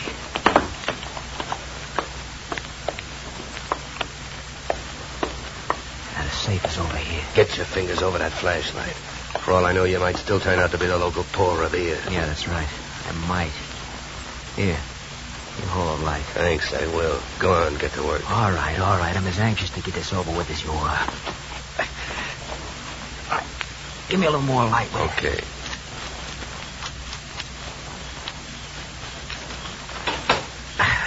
There you are. All right, go to it. You go to it. You reach in. And if your hand comes up with anything heavier than papers, I'll cream your skull. Will you stop your worrying? Here. Nothing here. Nothing. No. All right, you got him, that's all. Stay down there. I don't want to walk off with anybody's government bonds. Here. I got all I want. You put these back. All right. Now, close it up.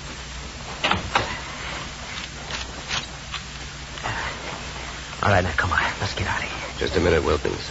I can have a good look at these papers. You can look at them later. Come on, let's go. Look, this I'll give you for free. It's the difference between being a $4 a day private detective and a $10 one. What you've got printed in your memory, nobody can take away from you, so hold your horses while I take a look at this partnership agreement. All right, but hurry up, will you? Got a couple of watchmen around here. Yeah, here it is. Okay, let's go. You first.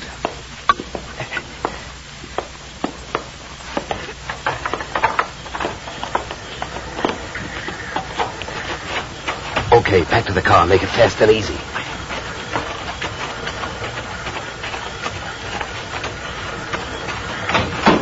Get in. Over here. You drive. You know, Wilkins, I had a clammy feeling for a while back there that we weren't going to make it. Don't go starting any celebrations. You didn't make it.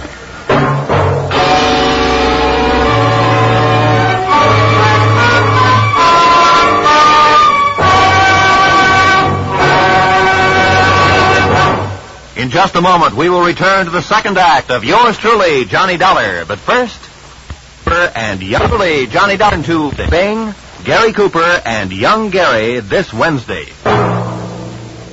Now we return to Yours Truly, Johnny Dollar, starring Edmund O'Brien.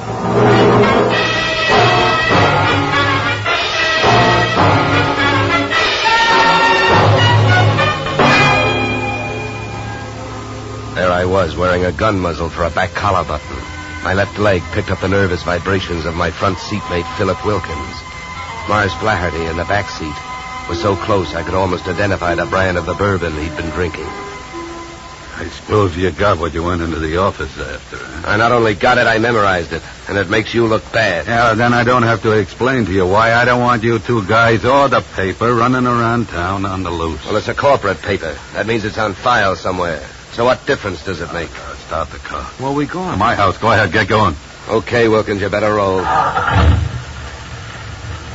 at your house? The reason that paper makes a difference right now. The guy you came here looking for showed up. Alec Jefferson, where is he?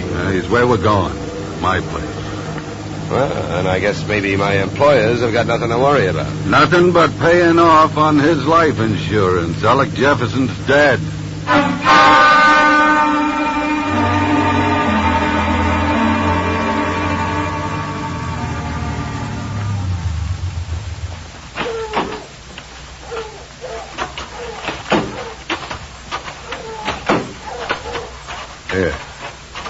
Here, Dollar, here's the key. To open the door. Stand next to him, Wilkins. Close.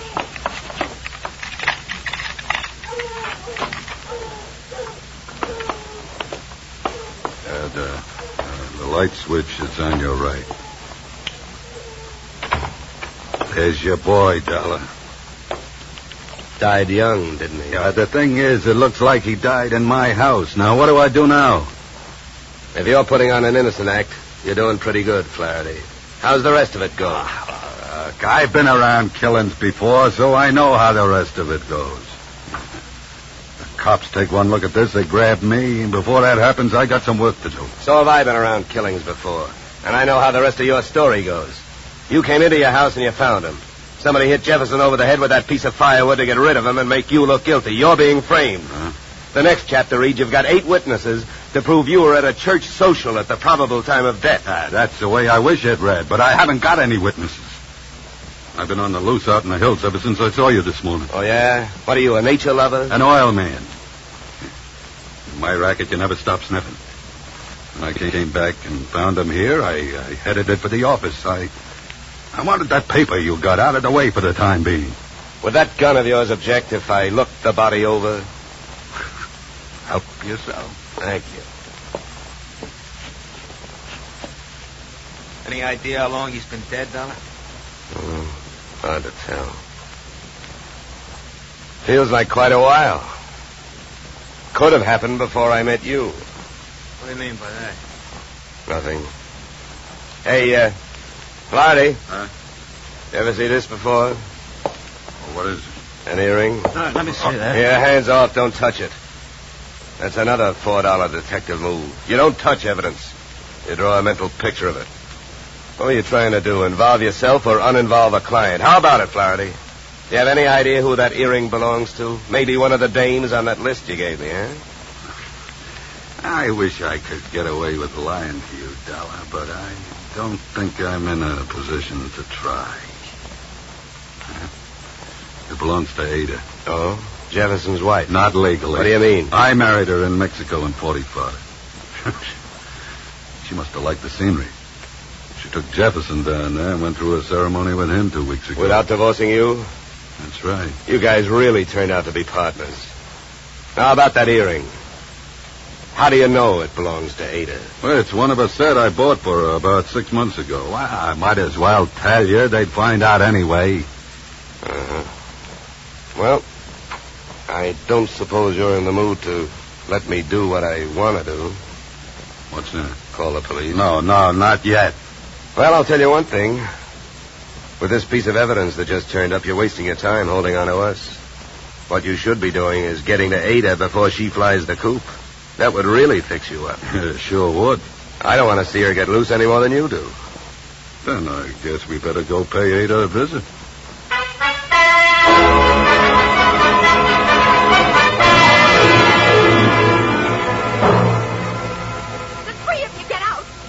All you got is one lousy earring, and if you think I'm going to stand here and listen to you try to pin a murder on me, you're nuts. Mars never bought me anything. He never gave me any earrings. How about it, Flaherty? That's too bad, Ada. If I thought there was a chance to help you, I would. But your earring was laying right there on the floor next to his body. Why, you roily monster, you. What are you trying to do to me? Why, if anybody had reason to kill Alec, you did, you miserable thief. Now, wait a minute, Ada. Don't make yourself look worse by throwing a lot of accusations around. I know about the contract between Alec and Mars. In case of death, the survivor gains full control of the oil field. But a good piece of evidence will beat out a good piece of motive in any court in the country, and you've got both working against you. Get out of here. You don't know what you're talking about. I think I do. Knowing about that agreement, you married both these guys. Those Mexican marriages are just weak enough to help you beat a bigamy rap if it came to that, and just strong enough to help you collect if either of your husbands died. Your next move would be to divorce the one that was still living and take advantage of the California community property laws. Oh, you've got it all figured out, haven't you? Well, not quite. I haven't figured out why young Jefferson went to all the trouble of dropping out of sight and then showed up to get himself murdered. I think I can tell you. It was about time you told us something. I was working for Alec Jefferson. That's why I couldn't tell you, Dollar. I was getting paid to help him stay out of sight and keep my eye on these two. The contract had him worried.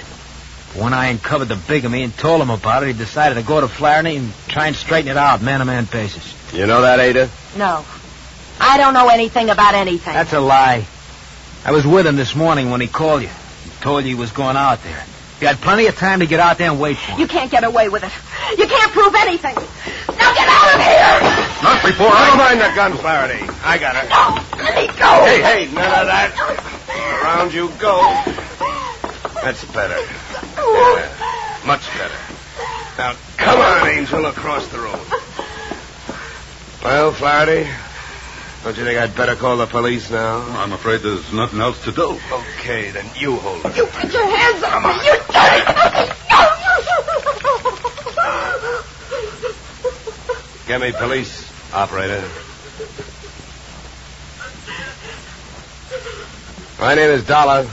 I'm calling from apartment 3C, Horizon View Apartments, Sunset Strip. I've got a murderer here for you.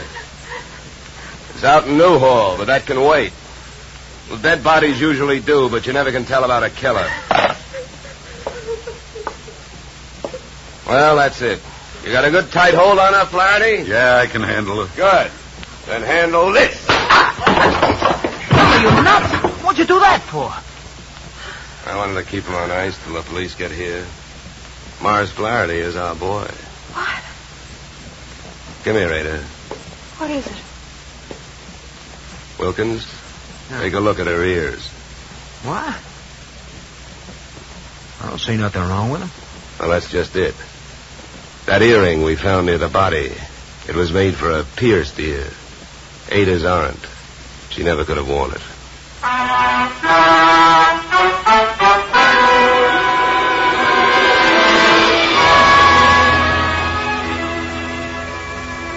Moral? If Flaherty had been a nice enough guy to buy jewelry for his wife when he had her, he wouldn't have bought the wrong kind of earring when he wanted to set her up as a patsy.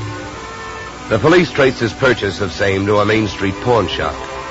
But what really nailed him was the biggest switch of all. Since the murder weapon was a shaft of rough bark firewood, there were no fingerprints on it. But by the same token, there were weapon prints on Flaherty's fingers. A batch of tiny splinters under the skin. Inasmuch as my own girl furnished the practice which made me perfect on this case, I assume you will not be annoyed at my listing expense account item 3, $65, one pair gold earrings inscribed to Olga with love. Item 4, $187.13, return transportation Los Angeles to Hartford. Expense account total, $711, signed yours, truly, Johnny Dollar.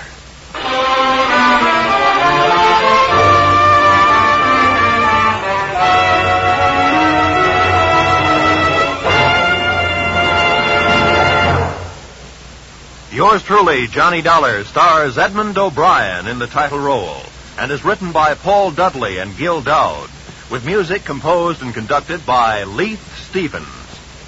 Edmund O'Brien can currently be seen starring in the Harry M. Popkin United Artists production, DOA. Featured in our cast were Michael Ann Barrett, Ed Max, and Tony Barrett. Yours truly, Johnny Dollar, is produced and directed by Jaime Del Valle. Be sure to join us next Tuesday evening when Edmund O'Brien returns in another transcribed adventure of yours truly, Johnny Dollar.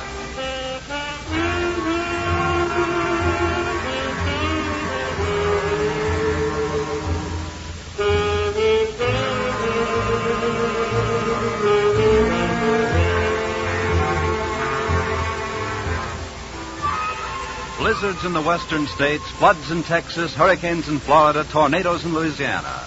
Wherever disaster strikes, the American Red Cross stands ready to lend assistance. The Red Cross helps victims not only at the terrifying moment when disaster strikes, but also in rehabilitation. This is just one of the many nationwide activities of the Red Cross. Give generously to its latest drive. Now stay tuned for the adventures of Philip Marlowe, which follows immediately on most of these stations.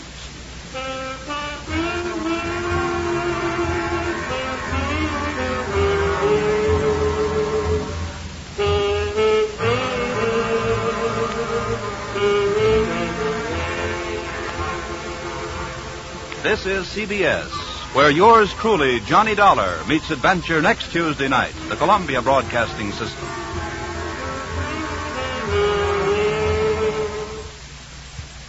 Welcome back. Edmund O'Brien, once again, just a great performance, incredible presence. He did get a bit rough with the $4 a day private detective. I've never quite seen somebody push someone else around like that on the radio.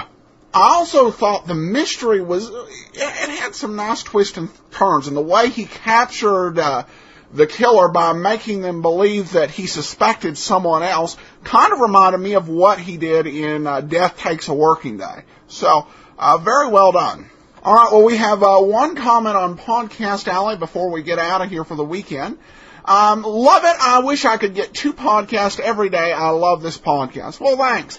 I have actually had the idea of doing a Great Detectives 2, but that doesn't quite feel like the right time, but I appreciate the sentiment. We'll be back next week with Box 13 on Monday, and, of course, next Friday, another episode of yours truly, Johnny Dollar.